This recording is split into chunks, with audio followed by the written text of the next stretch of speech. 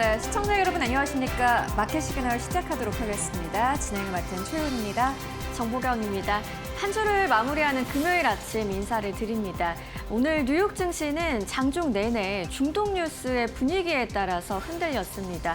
국제 유가도 상당히 출렁이는 하루였고요. 일단은 협상에 대한 기대감으로 3대 지수 모두 상승으로 마감을 했습니다. 네, 이렇게 뉴욕 증시가 상승으로 마감을 한 가운데 어제 우리 증시 이야기도 빼놓을 수가 없을 것 같습니다. 어제 코스피가 하루 만에 거의 8,000선 가깝게까지 올라오면서 회복을 했습니다. 외국인 투자자들이 장중에는 계속해서 매수 우위를 유지하다가 장 막판에는 매도 우위로 전환이 됐는데 매도 금액은 크지 않았습니다. 기관 투자자도 역시나 마찬가지로 어제 코스피 안에서는 매수 우위를 보였습니다. 엔비디아가 실적을 발표를 한 가운데 일단 시장에서는 긍정적으로 해석을 했고요. 간밤 시장에서 엔비디아는 1%의 하락세를 보였지만은 대체적으로 많은 투자자들이 엔비디아 실적 좋다라는 투자 의견을 제시했습니다. 일단 AR 쪽으로는 랠리가 약간 좀 쉬어가고 있다 이렇게 보시면 될 것 같습니다. 네, 오늘 시장에 있었던 다양한 이슈들과 우리에게 보내는 시그널까지 지금부터 바로 확인을 해보시죠. 마켓 시그널 본격적으로 출발합니다. 뉴욕 증시 마감 상황부터 저와 함께 만나보시죠. 네, 일단 시장에는 투심이 회복되는 분위기입니다. 국제 유가가 하락했고요. 국채 금리도 안정세를 찾으면서 시장은 3대 지수 모두 강세로 마감을 했는데요. 다우 지수가 좀 가장 강하게 올라줬습니다. 0.55% 상승하면서 사상 최고치를 경신한 다우 지수입니다. 나스닥은 0.09% 오르면서 강보합권, S&P 500도 0.17% 오르는 모습이었습니다. 오늘 시장이 마감 상황으로 봤을 때는 크게 변동성이 없어 보였지만 장중에는 등락을 반복했는데요. 그 이유를 유가에서 찾아볼 수 있습니다. 국제 유가의 움직임도 확인하시죠. 마찬가지로 WTI와 브렌트유 모두 이 마감 상황을 봤을 때는 크게 변동성이 없어 보입니다. 하지만 오늘 장중 내내 흘러나왔던 미국과 이란의 협상 이야기, 분위기가 상당히 왔다 갔다 하는 모습이었는데요. WTI가 오늘 95달러에서 102달러 선 안에서 움직였고요. 브렌트유도 102달러에서 109달러 선 안에서 급등락을 반복했던 하루였습니다. 자, 그렇다면 오늘 이렇게 시장과 유가를 움직였던 이유는 어디에서 찾아볼 수 있을까요? 지금부터 마켓 무버 이슈로 오늘 시장의 이야기들을 확인해 보겠습니다. 미국과 이란 협상 관련한 뉴스가 계속적으로 나오면서 오늘 유가도 증시도 롤러코스터를 탔습니다. 어떤 이야기인지 바로 한번 확인을 해보시죠. 장 초반에는 악재가 있었습니다. 이란의 최고 지도자가 농축 우라늄의 해외 반출을 거부한다, 하지 말라고 했다라는 보도가 나왔는데요. 이 농축 우라늄이 미국과 이란의 핵심 쟁점 사안이죠. 특히나 좀 트럼프는 이 고농축 우라늄을 미국이 확보하겠다라는 입장을 재확인했었는데요. 그러다 보니까 시장에는 다소 불안감이 커지는 모습이었습니다. 유가는 급등했고 인플레이션 우려가 확대되면서 오늘 뉴욕 증시는 하락으로 출발을 했습니다. 그런데 이 분위기를 다소 반전시키는 이야기가 오후장에 흘러나왔습니다. 이란 측의 보도가 있었는데요. 미국과 이란이 파키스탄의 중재를 통해서 합의 초안, 최종안을 도출했다. 이를 몇 시간 내에 발표할 예정이다라는 이야기였습니다. 여기에 담긴 핵심 내용으로는 휴전의 추진, 호르무즈 해협 항행 자유의 보장, 단계적인 제재 완화 논의가 들어간다라는 이야기였는데 이 소식에 오늘 유가는 급락으로 반전을 했고요. 증시도 초반의 낙폭을 회복하는 모습이었습니다. 그런데 장 후반, 우리 시간으로 새벽 3시 50분쯤에 다시 한번 경계감을 키우는 이야기가 나왔습니다. 이란 대통령이 국영 이란 TV를 통해서 행사장에서 한 연설 내용이 보도가 됐는데요. 미국과의 협상에서 절대 물러서지 않겠다라는 강경한 발언을 내놓은 겁니다. 최종 합의에 대한 불확실성 재부각되는 모습이었고요. 이 소식이 나오면서 오늘 장중에 나스닥과 S&P 500은 약세로 전환하는 움직임까지 있었습니다. 3대 지수 상승권에서 마감을 할 수 있었지만 낙폭을 조금 키웠던 모습이 있다 보니까 보합권에서 마감을 하는 모습을 확인해 볼 수 있었죠. 자, 휴전의 기대 그리고 경계감이 좀 끝까지 충돌했던 오늘 시장이었습니다. 가장 중요했던 건 장 초반에 하락을 했던 것도 오후에 반등을 했던 것도 유가에서 원인을 찾아볼 수 있었다는 거고요. 후반에 상승폭을 축소했던 것도 결국은 중동 뉴스가 원인이 됐습니다. 오늘 시장을 해석해본다면요. 경제지표도 몇 가지 발표가 됐는데 이후 소개를 드리겠습니다만 오늘은 결국 중동 헤드라인이 유가를 움직이면서 증시에 미치는 흐름이 컸다라는 걸 알 수 있겠습니다. 오늘 최종적으로는 유가가 하락하면서 증시의 하방을 막아줬습니다. 하지만 이 최종 합의가 나오기 전까지는 적극적인 위험 자산에 대한 매수도 상당히 제한되는 분위기였다라고 정리해보겠습니다. 한편 어제 엔비디아가 실적 발표를 내놨죠. 상당히 잘 나왔지만 오늘은 숨고르기가 나오는 모습이었고요. 양자 컴퓨팅 쪽으로 급부상하면서 기술주 안에서는 좀 순환매가 이뤄졌습니다. 어떤 이야기인지 살펴보시죠. 어제 엔비디아의 실적 발표 내용 저희가 마켓 시그널에서도 실시간으로 좀 전달해 드렸습니다. 실적과 가이던스가 모두 기대 이상으로 나오면서 어닝 서프라이즈를 발표했었는데 AI 투자 확대로의 흐름을 재확인할 수 있는 실적 발표였죠. 그런데도 오늘 주가는 약세를 보였습니다. 1% 넘게 하락을 했는데요. 일단은 시장의 기대치가 이미 너무 높았던 상황이었고 그러다 보니까 차익 실현 매물이 출회가 됐습니다. 그리고 한편으로는 AI 단일 쏠림이 약화되는 흐름이다라고도 해석을 해볼 수 있겠습니다. 그런데 오늘 시장의 반응을 한번 살펴보시면요. 엔비디아는 하락세였습니다만 시장 전체가 무너진 건 아니었습니다. 히트맵을 통해서도 확인해 보실 수 있듯이 기술주 내부에서 좀 순환매 성격이 강화되는 흐름이었는데요. 특히나 오늘 시장이 주목했던 건 양자 컴퓨팅 테마가 급부상했다는 겁니다. 오늘 이런 기사가 나왔습니다. 미 정부가 양자 컴퓨팅 기업 9곳에 20억 달러의 지원을 추진한다라는 내용이었습니다. IBM이 최대 수혜주로 부각이 되는 가운데 정부는 지분 투자까지 검토를 하고 있다고 전해졌는데요. 그래서 오늘 IBM을 비롯한 양자 관련주들 급등했고요. 시장은 AI 이후에 차세대 기술 테마에 대한 기대감이 확대되는 분위기였습니다. 이와 관련해서 월가와 시장의 해석을 한번 가져와 봤습니다. 일단 글로벌엑스의 투자 전략 책임자인 스콧 할프스타인의 이야기인데요. 시장이 매우 강한 실적 시즌을 지나왔지만 투자자들은 이제 인플레이션과 수요 둔화 가능성까지 함께 보기 시작했다라는 이야기입니다. 단순한 AI에 대한 기대감보다는 다음 성장 테마를 탐색하는 흐름이 강화되고 있다는 해석이고요. 오늘 시장을 좀 정리해 본다면 엔비디아 실적 자체는 좀 여전히 강력한 수준입니다. 하지만 시장이 이미 높은 기대감을 상당 부분 선반영했고요. 대신에 양자 컴퓨팅, 인프라, 대형 플랫폼주 등으로 기대감이 확산되는 흐름이다라고 정리해 볼 수 있겠습니다. 그리고 오늘 경제지표도 발표가 됐습니다. 미국 경기가 완전히 꺾이지는 않았다는 걸 보여주는 내용이었는데요. S&P 글로벌 제조업과 서비스업 그리고 신규 실업 수당 청구 건수였습니다. 먼저 제조업 PMI와 고용지표는 예상보다 강하게 나오면서 금리 인하에 대한 기대감을 낮췄습니다. 하지만 서비스업은 둔화됐고요. 이 월마트도 소비자 부담 확대를 언급하면서 주가가 급락했습니다. 월마트와 관련한 자세한 이야기는 잠시 후 또 종목 이야기로 전해드릴 거고요. 시장에서는 일단 경기는 버티지만 물가 부담과 소비 둔화 우려가 남아있다라는 해석이 나왔습니다. 다만 경제 지표가 금리 부담을 남긴 가운데 오늘 시장에 미친 영향은 다소 제한적이었는데요. 결국 시장은 오늘 경제 지표보다도 중동 뉴스 그리고 유가 움직임에 더 크게 반응을 했다라고 정리해 보겠습니다.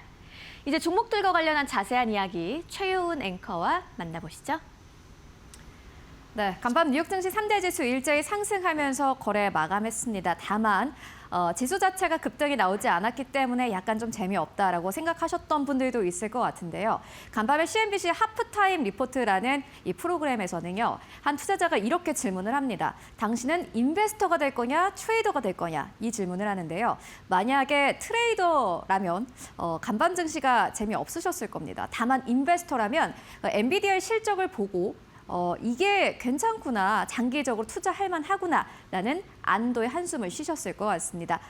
그렇다면 간밤 증시 어떻게 마감했을지 종목별로 만나보도록 하겠습니다. 먼저 엔비디아입니다. 1.7%대 하락. 상승과 하락을 사실 오고 갔습니다. 장 초반에는요, 보합권에서 거래가 됐습니다. 다만 장 후반으로 갈수록 차익 실현 매물들이 조금씩 나왔는데요. 큰 폭의 하락은 아니었지만 어쨌든 간에 방향은 하락이었다라고 보시면 될 것 같습니다. 이 부분을 보고 트레이더라면은 아마 좀 실망을 하셨을 거고, 인베스터라면은 그래도 괜찮지라고 생각을 하셨을 것 같습니다. 마이크로소프트는 약보합에서 거래를 마감을 했고요. 그 이외 반도체 업종들 함께 살펴보시면은 마블 테크놀로지 0.7% 하락세, 그리고 마이크론 테크놀로지 4%대 급등세 나오면서 거래 마감했습니다. AMD도 강보합권 거래 마감했고요. 그리고 엔비디아가 실적을 발표한 이후에 많은 투자 의견들이 나왔습니다. 뱅크 오브 아메리카는 이렇게 이야기를 합니다. 일단은 지금 엔비디아 실적을 두고 나오는 노이즈 신경 쓰지 마라라고 이야기를 합니다. 오히려 목표 주가를 상향 조정했고요. 그리고 엔비디아가 컨퍼런스 콜에서 실적 보고 구조를 변경하겠다라고 발표를 했습니다. 데이터 센터 그리고 엣지 컴퓨터를 이원화를 하겠다라고 발표를 했는데, 젠슨 황 CEO는 이를 두고 투자자들이 잘 이해할 것이라고 생각한다라고 발표하기도 했습니다.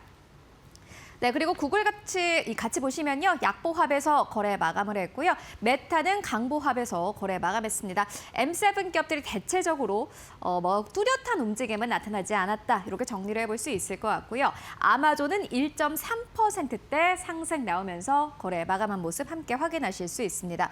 오늘은 기술주 쪽보다는 좀 방어주 쪽으로 상승 탄력이 나왔는데, 그래서일까요?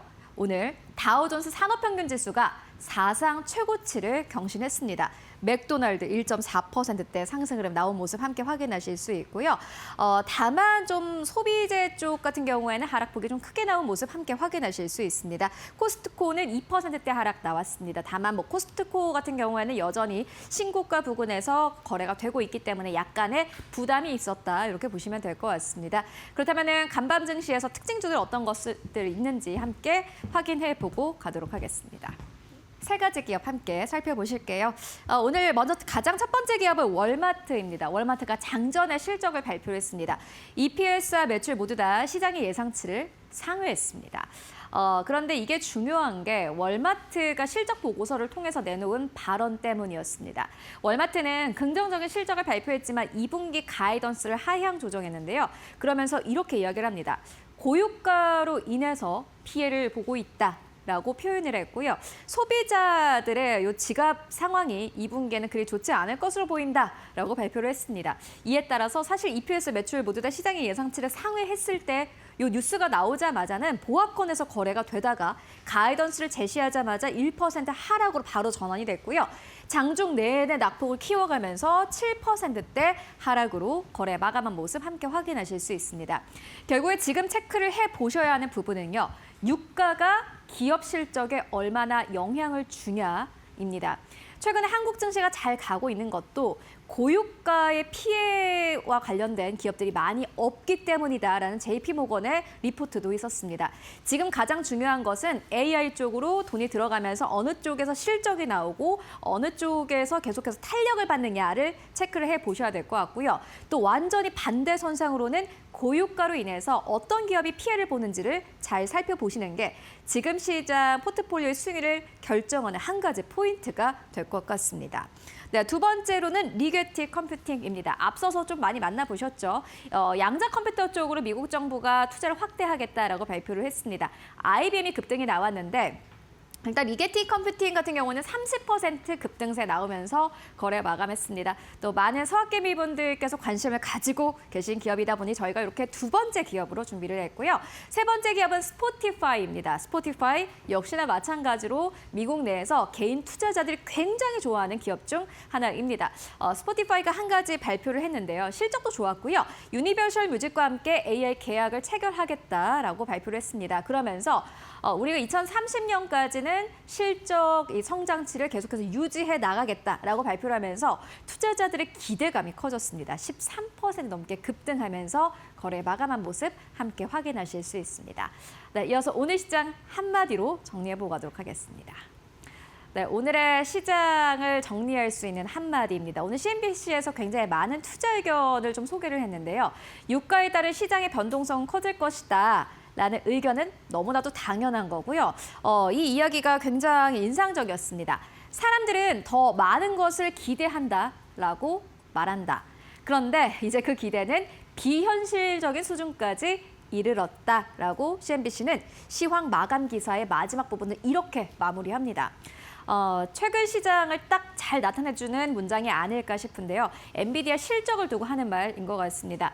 엔비디아가 지금까지 사실은 비현실적인 실적을 내놓았습니다. 그렇기 때문에 이번에도 뭔가 좀 다르지 않을까 하는 기대감 계속해서 투자자들 사이에서는 커지고 있는 건데요.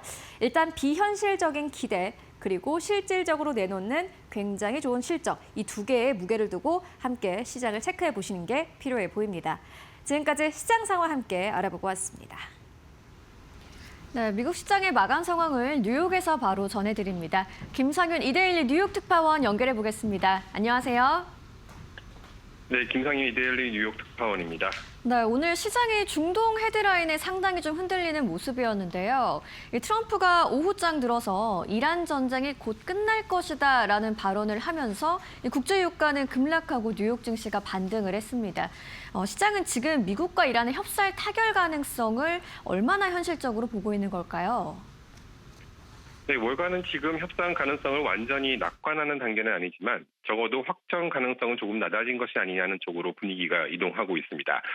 오늘 시장 흐름만 봐도 그 분위기가 그대로 드러났는데요. 장 초반에는 로이터 보도로 인해 국제 유가가 급등했습니다. 이란 최고 지도자가 농축 우라늄을 해외로 반출하지 말라고 지시했다는 소식이 나오면서 협상이 깨지는 것 아니냐는 우려가 커졌기 때문입니다. 실제로 유가는 한때 다시 배럴당 $100를 넘보는 흐름을 보였고 미국 국채 금리도 같이 뛰었습니다. 시장은 결국 유가가 오르면 인플레이션이 다시 시작하고 그러면 연준이 금리를 내리기는커녕 오히려 다시 올릴 수 있다고 보고 있는 것입니다.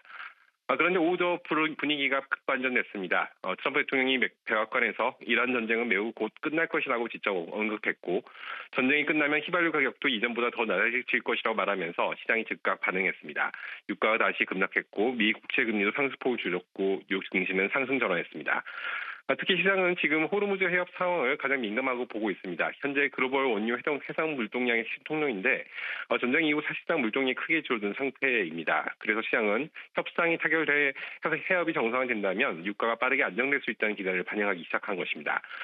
다만 아직 불확실성은 상당합니다. 이란은 여전히 절대 물러서지 않겠다고 밝히고 있고 우라늄 보류 문제나 호르무즈 통행료 문제도 남아 있습니다. 실제로 시장이 하루에도 몇 번씩 급등하는 걸 보면 아직은 협상 낙관론보다는 헤드라인 하나에 흔들리는 장세에 가깝다고 볼 수 있습니다. 네, 협상의 최대 쟁점 중에 하나인 이 우라늄 이슈 관련해서도 좀 아직 변수가 남아있다 보니까 시장이 많이 흔들리는 분위기네요. 자, 한편 국채금리도 한번 살펴보도록 하겠습니다. 이틀째 안정세를 보이긴 했습니다만 여전히 좀 높은 수준인데요. 10년물이 4.5%, 30년물은 5%를 훌쩍 넘기고 있습니다.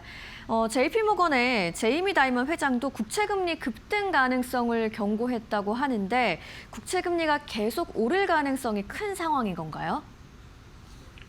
네, 지금 월가에서는 금리가 더 올라갈 수 있다는 경계감이 상당히 강합니다. 단순히 일시적인 유가 충격 때문이 아니라 미국 경제 구조 자체가 예전과 달라지고 있다는 인식이 커지고 있기 때문입니다.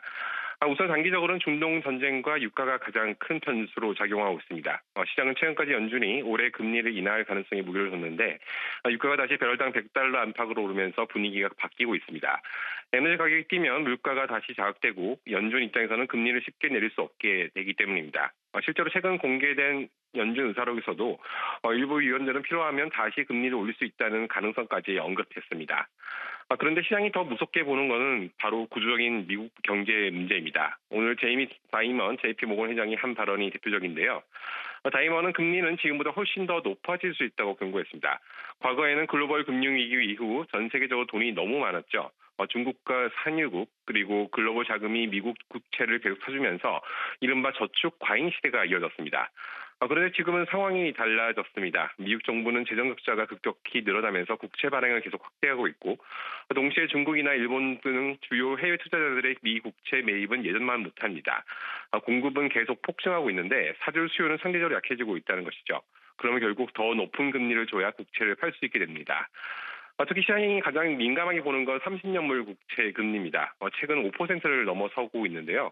이건 글로벌 금융위기 직전 이후 최고 수준입니다. 30년물 금리가 높다는 것은 시장이 장기적으로 미국의 재정 적자와 인플레이션 위험을 우려하고 있다는 의미로 해석됩니다. 문제는 장기 금리가 계속 오르면 경제 전반의 부담이 커질 수밖에 없습니다. 기업 대출 금리, 주택 담보 대출 금리, 그리고 기업 투자 비용까지 다 올라가게 되기 때문이죠. 실제로 월가에서는 최근 채권 자격난이 돌아왔다는 말까지 계속 나오고 있습니다. 정부가 재정을 과도하게 쓰면 시장이 금리 상승으로 경고를 보내기 시작했다는 의미입니다. 다만 변수는 있습니다. 만약 미국과 이런 협상이 실제 타결되면서 유가가 안정되고 미국 경기까지 둔화 조짐이 뚜렷해진다면 금리가 다시 내려갈 가능성도 있습니다. 네, 지금으로서는 금리 인상 가능성도 있다 보니까 유가의 움직임도 좀 계속적으로 잘 체크를 해봐야겠습니다. 한편 어제 시장이 주목했던 엔비디아 실적 발표를 했습니다. 상당히 호실적이 나왔는데도 오늘 주가는 하락하는 움직임이었는데요. 반면 또 마이크로소프트는 오픈 AI에 이어서 엔트로피까지 자체 AI 칩 고객으로 확보하려는 움직임을 보이고 있습니다. 엔비디아 중심의 AI 칩 시장 판도가 흔들릴 가능성이 있다고 봐도 될까요? 네, 일단 현재 AI 산업의 가장 큰 종목 문제는 바로 컴퓨트 파워입니다. 엔트로픽 CEO 다리오 아모데이가 직접 컴퓨트 부족을 언급할 정도로 AI 모델 기업들은 GPU 확보 전쟁을 벌이고 있습니다. 지금까지 사실상 엔비디아의 GPU가 유일한 선택지였는데요. 그런데 아마존은 트레이니엄, 구글은 TPU, 그리고 이제 마이크로소프트도 자체 AI 칩인 마이아이로 엔트로픽 확보에 나선 것입니다. 특히 중요한 것은 마이크로소프트가 단순 투자자가 아니라는 점입니다. 지난해 50억 달러를 투자했고 대신 엔트로픽은 애초에 300억 달러를 쓰기로 했습니다. 즉 클라우드와 AI 칩을 패키지로 묶어 AI 생태계를 통째로 장악하려는 전략인 셈입니다. 다만 단기간에 엔비디아 지배력이 무너지긴 어렵습니다. 현재 초고대 AI 모델 학습 생태계 자체가 쿠다 기반으로 구조져 있고 엔비디아의 소프트웨어 경쟁력이 워낙 강하기 때문입니다. 하지만 빅테크들이 엔비디아의 늦은 탈피를 본격화하고 있다는 점은 분명한 변화로 볼 수 있습니다. 결국 AI 경쟁의 핵심이 단순 모델 성능이 아니라 누가 더 싸고 안정적으로 컴퓨터 인프라를 공급할 수 있냐로 이동하고 있다는 점에서 이번 협상은 AI 패권 경쟁이 GPU에서 클라우드와 전력 그리고 데이터 센터까지 확장되고 있다는 신호로 볼 수 있습니다. 네, 엔비디아에 대한 의존도를 낮추려는 빅테크들의 움직임을 계속적으로 좀 잘 체크해 봐야겠습니다. 오늘 말씀 여기까지 듣겠습니다. 김상윤 이데일리 뉴욕 특파원이었습니다. 네, 감사합니다. 네, 결국 오늘 시장을 움직인 세 가지 핵심 축은 중동 변수와 금리의 흐름 그리고 AI 패권 경쟁이라고 할 수 있겠습니다. 단기적인 헤드라인 뉴스도 계속적으로 체크를 하시면서 앞으로도 유가, 금리, AI 인프라라는 구조적인 변화를 함께 체크해 보셔야겠습니다. 뉴욕에서 미국 시장 마감 상황 전해드렸습니다.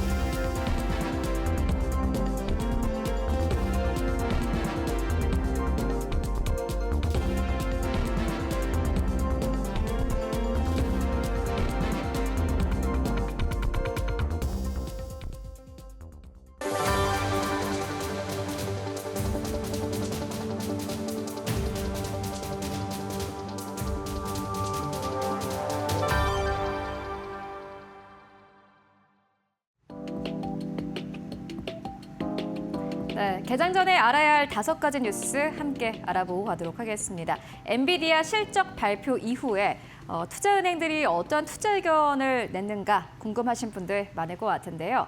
뱅크 오브 아메리카의 투자 의견이 굉장히 인상적이어서 가지고 와봤습니다. 엔비디아가 실적 발표 후에 변동성을 보이고 있는데 이는 무시해도 되는 노이즈다라고 표현을 했습니다. 목표 주가를 오히려 상향 조정했는데요.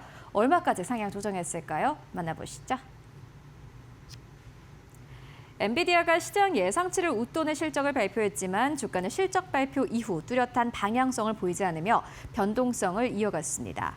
비백 아리아 뱅크 오브 아메리카 애널리스트는 엔비디아가 최근 4차례 실적 발표 중 3번이나 발표 직후 주가가 하락했다며 이번 단기 변동성 역시 무시해도 되는 노이즈라고 평가했습니다.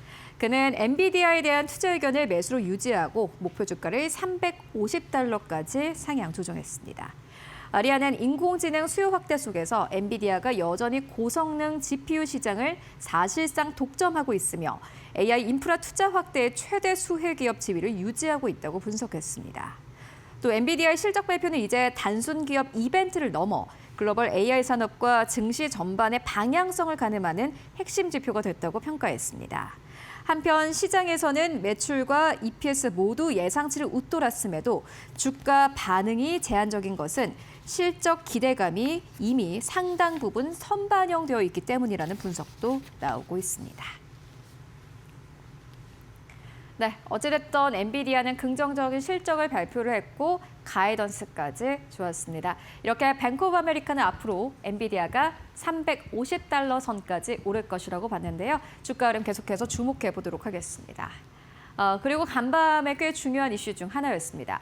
월스트리트 저널의 보도가 있었는데요. 미국 양자 컴퓨팅 기업에 정부가 3조 원 달러의 지원을 추진한다라고 발표를 했습니다. 이에 따라서 양자 컴퓨팅 기업의 주가가 상승 탄력을 보였는데요. 오늘 한국 증시에서도 양자 컴퓨팅 관련 기업들 주가를 함께 주목을 해보셔야겠습니다. 관련된 뉴스 만나보시죠. 미국 정부가 차세대 핵심 기술로 꼽히는 양자 컴퓨팅 산업 육성을 위해 IBM 등 관련 기업에 총 $20억, 3조 원 규모의 보조금을 지급하고 각 기업의 지분도 일부 확보하기로 했습니다. 월스트리트 저널은 미국 상무부가 IBM, 글로벌 파운드리스 등 9개 양자 컴퓨팅 기업에 총 $20억 지원할 계획이라고 보도했습니다.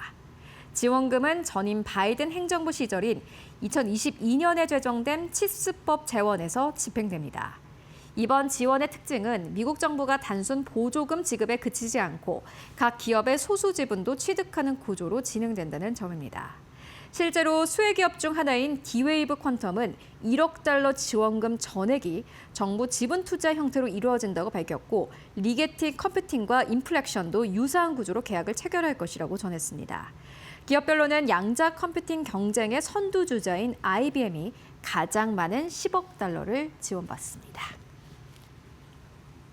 네, 미국 정부가 이 양자 컴퓨팅 쪽에도 연이어서 지분 투자를 확대하는 모습을 보이고 있습니다. 어떠한 산업의 변화가 있을지 함께 확인해 보시면 좋을 것 같고요. 이어서 세 번째 뉴스입니다. 디 인포메이션 발의 단독 보도가 있었는데요. 마이크로소프트가 엔트로픽에 자체 AI 칩 공급을 논의하고 있다라고 보도를 했습니다.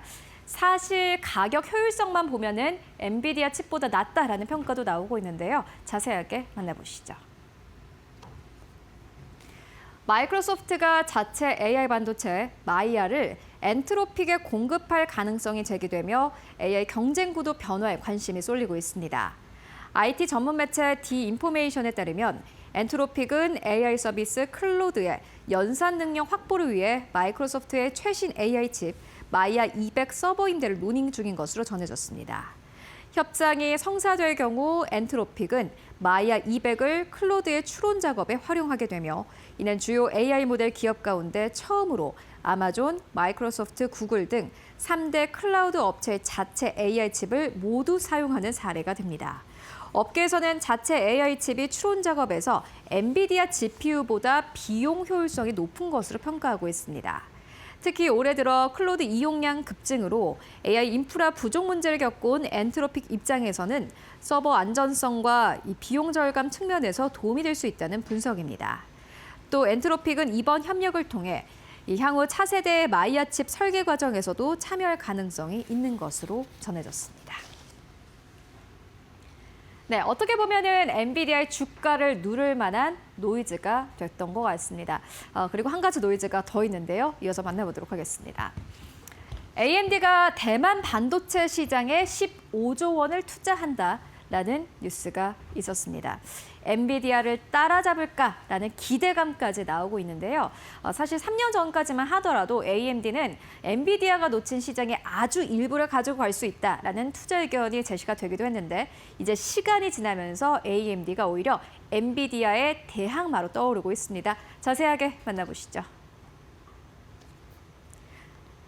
미국 반도체 기업 AMD가 대만 반도체 생태계에 100억 달러를 투자하며 인공지능 반도체 분야 1위 기업인 엔비디아 추격에 나섰습니다. AMD는 AI 연산 수요에 대응하고자 대만 전역의 파트너십 확대와 첨단 제조 역량 강화에 100억 달러 이상을 투자한다고 현지 시간 21일 발표했습니다. AMD는 대만의 주요 반도체 후공정 기업인 ASE, 파워텍 등과 손잡고 반도체 칩 간 전력 효율과 대역폭을 획기적으로 높이는 기술 고도화에 주력할 방침입니다. AMD의 이번 투자에 대해 외신들은 반도체 산업 핵심 제조 허브인 대만에서 입지를 확대하고자 하는 시도라고 분석했습니다. 공급망 병목 현상을 해소하는 동시에 대만의 탄탄한 반도체 인프라를 확보함으로써 현재 AI 칩 시장을 지배하고 있는 엔비디아의 독주 체제를 깨고 가장 신뢰할 만한 대안 공급 업체이자 경쟁자로 자리매김하려는 전략으로 풀이됩니다. 네. 엔비디아의 독주가 또 무섭게 AMD가 다시 한번 이렇게 후발주자로 나섰습니다. 시장에는 어떠한 영향이 있을지 함께 체크해 보시면 좋을 것 같고요. 이어서 마지막 뉴스로 옮겨가 보도록 하겠습니다. 실적 발표입니다. 월마트가 실적을 발표를 했습니다. EPS와 매출 모두 다 시장의 예상치를 상회했지만 2분기 가이던스 자체는 시장의 예상치를 하회했는데요. 고유가로 인해서 배송과 물류비 부담이 있었다라고 발표를 했는데 자세하게 만나보도록 하겠습니다. 월마트가 고유가 부담 속에 시장 기대를 밑도는 연간 실적 가이던스를 제시하며 미국 소비 둔화 우려를 키우고 있습니다. 월마트는 2027 회계연도 EPS 전망치를 2.75에서 2.85달러로 유지한다고 밝혔는데 이는 시장 예상치인 2.91달러를 밑도는 수준입니다. 회사 측은 미국 이란 전쟁 이후 유가 급등으로 물류 비용 부담이 커진 점이 실적 전망에 영향을 미쳤다고 설명했습니다. 존 퍼너 월마트 최고 경영자는 미국 소비자들이 높은 유가 부담을 느끼고 있으며 더 저렴한 가격을 찾아 월마트를 방문하고 있다고 말했습니다. 특히 월마트는 미국 전역의 대규모 매장과 자체 물류망을 운영하고 있어 유가 상승이 배송, 운송 비용 증가로 직결되는 구조입니다. 월가에서는 고유가 장기화 속에 미국 소비 심리가 빠르게 위축되고 있다며 월마트 같은 대형 유통업체들의 가이던스를 소비 경기 판단의 핵심 지표로 주목하고 있습니다. 네, 일단 지금까지는 소비자들이 지갑을 열었는데 앞으로 2분기에는 어떠한 변화가 있을지 함께 체크해 보시면 좋을 것 같습니다. 지금까지 머스트 노우 5 함께 알아보고 왔습니다.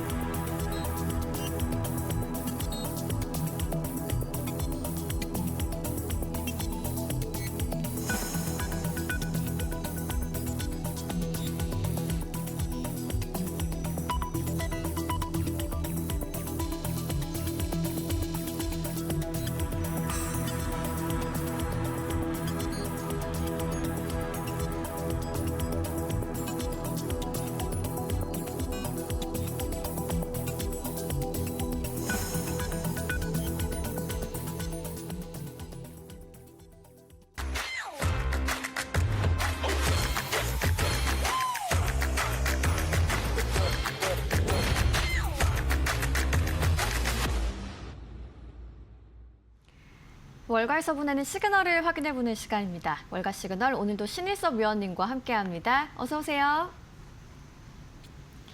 네, 뉴욕 시장 마감 상황부터 한번 짧게 짚어보겠습니다. 일단은 장중 내내 중동 뉴스에 흔들렸다라고 볼 수 있겠는데요. 이 미국과 이란 협상이 난항을 빚을 거란 우려감도 커졌다가 다시 한번 기대감도 올라왔다가 유가도 이에 따라 급등락을 반복했습니다. 일단은 투심이 회복되면서 상승 마감을 했는데 핵심 쟁점을 둘러싼 변수들은 아직 남아있는 상황인데요. 위원님께서는 시장 상황을 좀 어떻게 보셨나요? 네, 인플레이션에 대한 우려가 퍼질 것이냐, 아니면 인플레이션의 우려를 덮을 정도로 인공지능신에 대한 성장이 더욱더 클 것이냐. 지금 그 기로점에서 일단 시장은 후자 쪽의 손을 잠깐 좀 들어주는 쪽으로 가는 게 아닌가, 이런 생각이 듭니다. 네, 위원님이 보신 시장 마감 상황 한번 짚어봤고요. 월간 시그널 키워드를 오늘 바로 만나보시죠.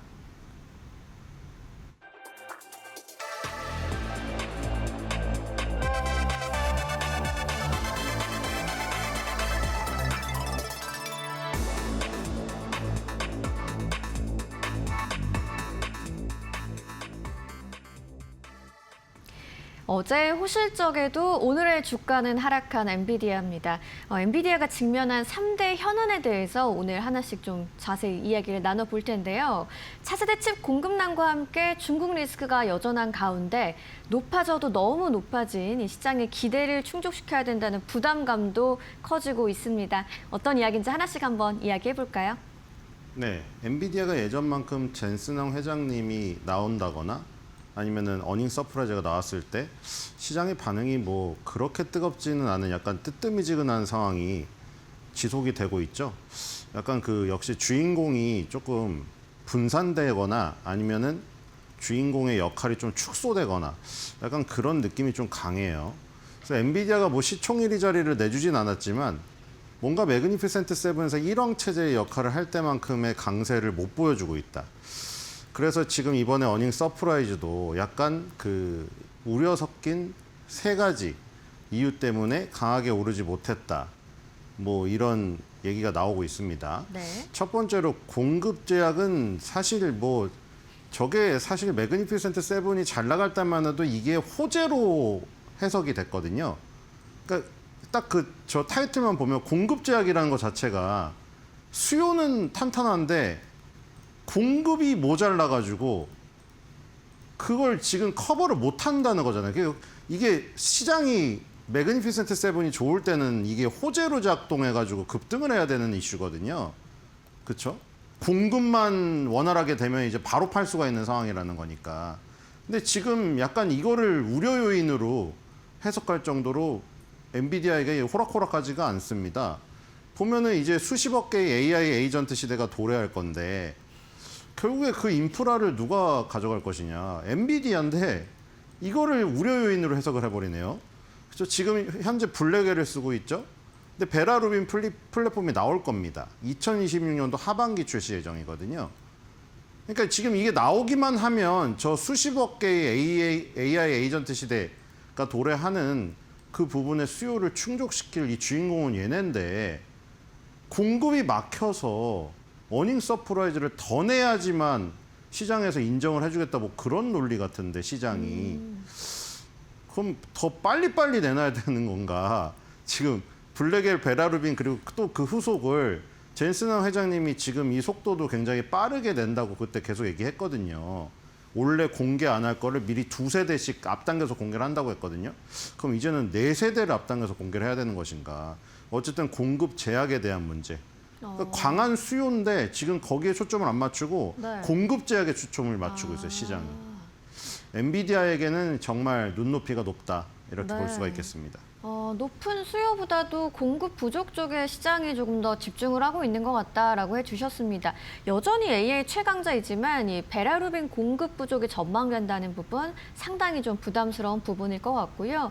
이어서 미국 수출 승인에도 불구하고 중국 판매 불확실성이 지속된다는 것도 또 이대 두 번째 현안으로 볼 수 있겠죠. 네, 요즘에 그 중국 반도체 기업들이 중국 증시에서 날아가고 있거든요, 지금. 메모리 반도체 업체들이.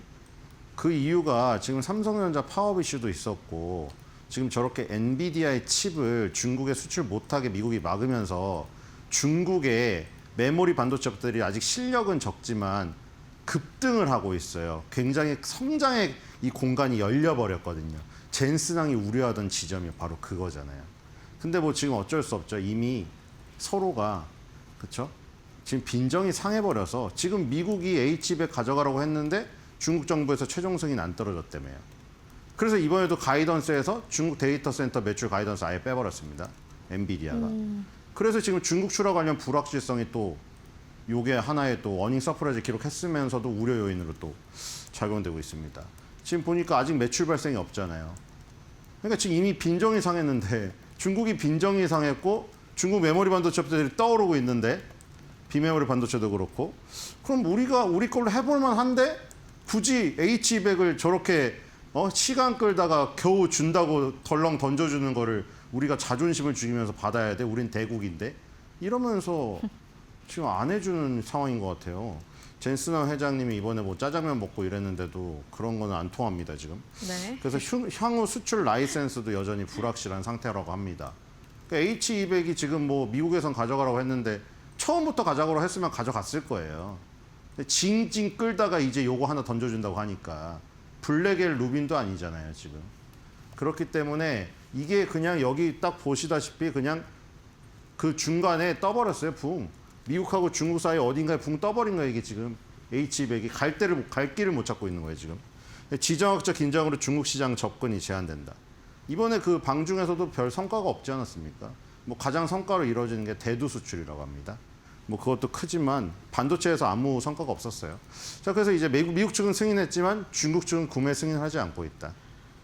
이런 것 때문에 이제 다음 분기부터도 엔비디아가 중국 데이터 센터 매출을 빼고 다른 걸로 커버를 쳐서 어닝을 채워야 하는 숙제를 안게 됐습니다. 네. 말씀하신 것처럼 이번에 이제 트럼프 대통령을 비롯한 젠슨왕 회장도 같이 중국에 방문을 하면서 시장이 좀 어떤 결과를 낼지 기대를 많이 했는데 사실상 좀 기대에 미치지 못하는 그런 결과가 나왔죠. 그리고 엔비디아의 또 하나의 부담이라고 한다면 이 AI 성장 둔화 우려 속에서 시장의 기대치가 너무 커졌다는 건데요. 이렇게 실적이 잘 나왔는데도 주가가 떨어지는 엔비디아입니다. 시장의 기대치에 관한 이야기, 세 번째 현안으로 이야기를 해보죠. 네, 그 뭐 어제 말씀드렸다시피 얘는 이제 슈퍼스타기 때문에 뭐 웬만큼 해서는 인정 안 해줍니다. 그 정도는 하겠지. 근데 그 이상을 바라는 거죠. 네. 추정치 상회 강한 성장에도 고금리 환경 속에서 투자들의 신중한 접근이 확대됐다. 그러니까 이렇게 미래의 성장 가치를 많이 땡겨오면 인플레이션이 일어나면 그 가치가 짜장면 가격이 오르면 그 가치는 그냥 짜장면 가격 오를 만큼 떨어지는 효과가 나타나는 거잖아요. 그래서 지금 국채금리 상승에 대한 인플레이션 우려를 지금 성장 가치주가 많이 받고 있는 이유가 그거예요. 많이 땡겨왔고 먼 미래를 땡겨올수록 인플레이션 우려는 거기에 굉장히 중요한 크리티컬한 영향력을 미치는 거죠. 자, 그래서 성장 둔화에 대한 우려가 있다. 뭐 이런 부분입니다. 네. 시장은 결국 엔비디아가 계속 예상보다 잘하는지를 좀 유심히 보고 있는 모습입니다. 엔비디아 종목 관련해서 저희가 뭐 여러 번 살펴보긴 했지만 오늘도 좀 주가 흐름과 관련해서 또 월가의 컨센서스는 또 어떤지 여러 가지 내용 한번 같이 살펴보시죠. 네, 엔비디아는 뭐 지금 거의 원형입니다. 네. 원형이라고 볼만 하고요, 저 정도면. 자, 그리고 이제 이 지금 못 가는 이유가 에너지가 확산됐어요, 여러분들. 네네. 이게 지금 이 파동이 커졌잖아요. 파동이 커지면 에너지가 분산돼서 올라가지 못해요. 지금 이게 축소되는 과정이 있는 다음에 가야 되거든요, 지금. 이게 벌어졌기 때문에 이게 똑같아요. 자연의 원리예요, 여러분들. 동물들이 위협을 느꼈을 때 몸을 움츠리죠. 왜 움츠리죠? 방어를 하기 위해서. 그 다음에 공격하잖아요. 몸을 다 펼쳐놓으면 허약한 지점이 많아져요. 똑같아요. 파장이 커져버리잖아요. 그 에너지가 분산돼 버려요. 그러니까 지금 에너지 응축 과정이 필요한 거죠, 결국. 에너지 응축 과정이 필요한 것이고. 자, 지금 뭐 실적은 계속 어닝 서프라이즈 나오고 있습니다. 그리고 매출액도 완전히 그 스키 슬로프처럼 올라가고 있죠. 하지만 이제 시장에서는 뭔가 더 큰 거를 바라보거나 혹은 중국 쪽을 바라봤는데 중국 쪽이 빠지니까 그거에 대한 페널티를 먹이는 게 아닌가. 자, 이렇게 성장을 해도 걱정인, 그렇죠? 어떤 기업들은 매출액이 쪼그라들어서 걱정인데 얘네들은 매출액이 늘어났지만 그 매출액 안에 어떤 내용 때문에 빠지고 있는 참 그런 상황입니다. 또 부자들도 이런 걱정이 있죠. 자, 지금 299.97달러가 컨센서스로 나와 있는데 아직 40% 정도의 여력이 있습니다. 자, 42개 의견 중에서 40개의 바이가 있고요. 예, 강력 매수 의견입니다. 네. 최고 목표가가 500달러도 있거든요.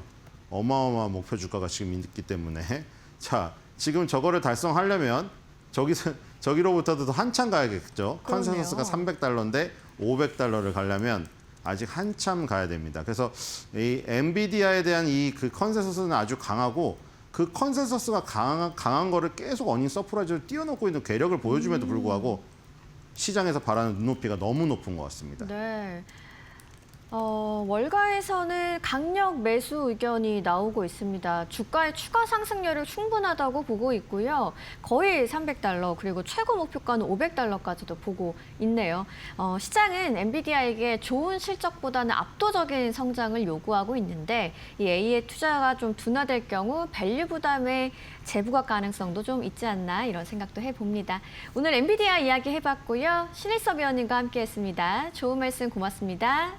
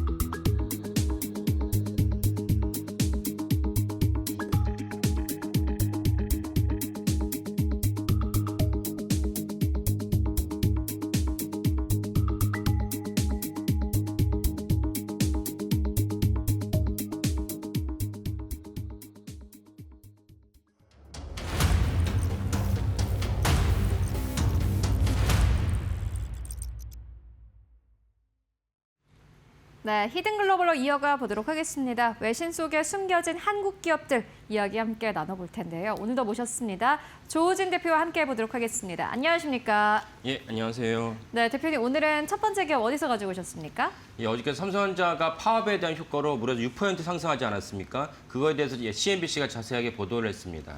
네, CNBC가 삼전에 대해서 보도를 했다 이렇게 말씀해 주셨습니다. 그러면 어떤 내용이었는지 좀 간략하게 짚고 가도록 하겠습니다. 예.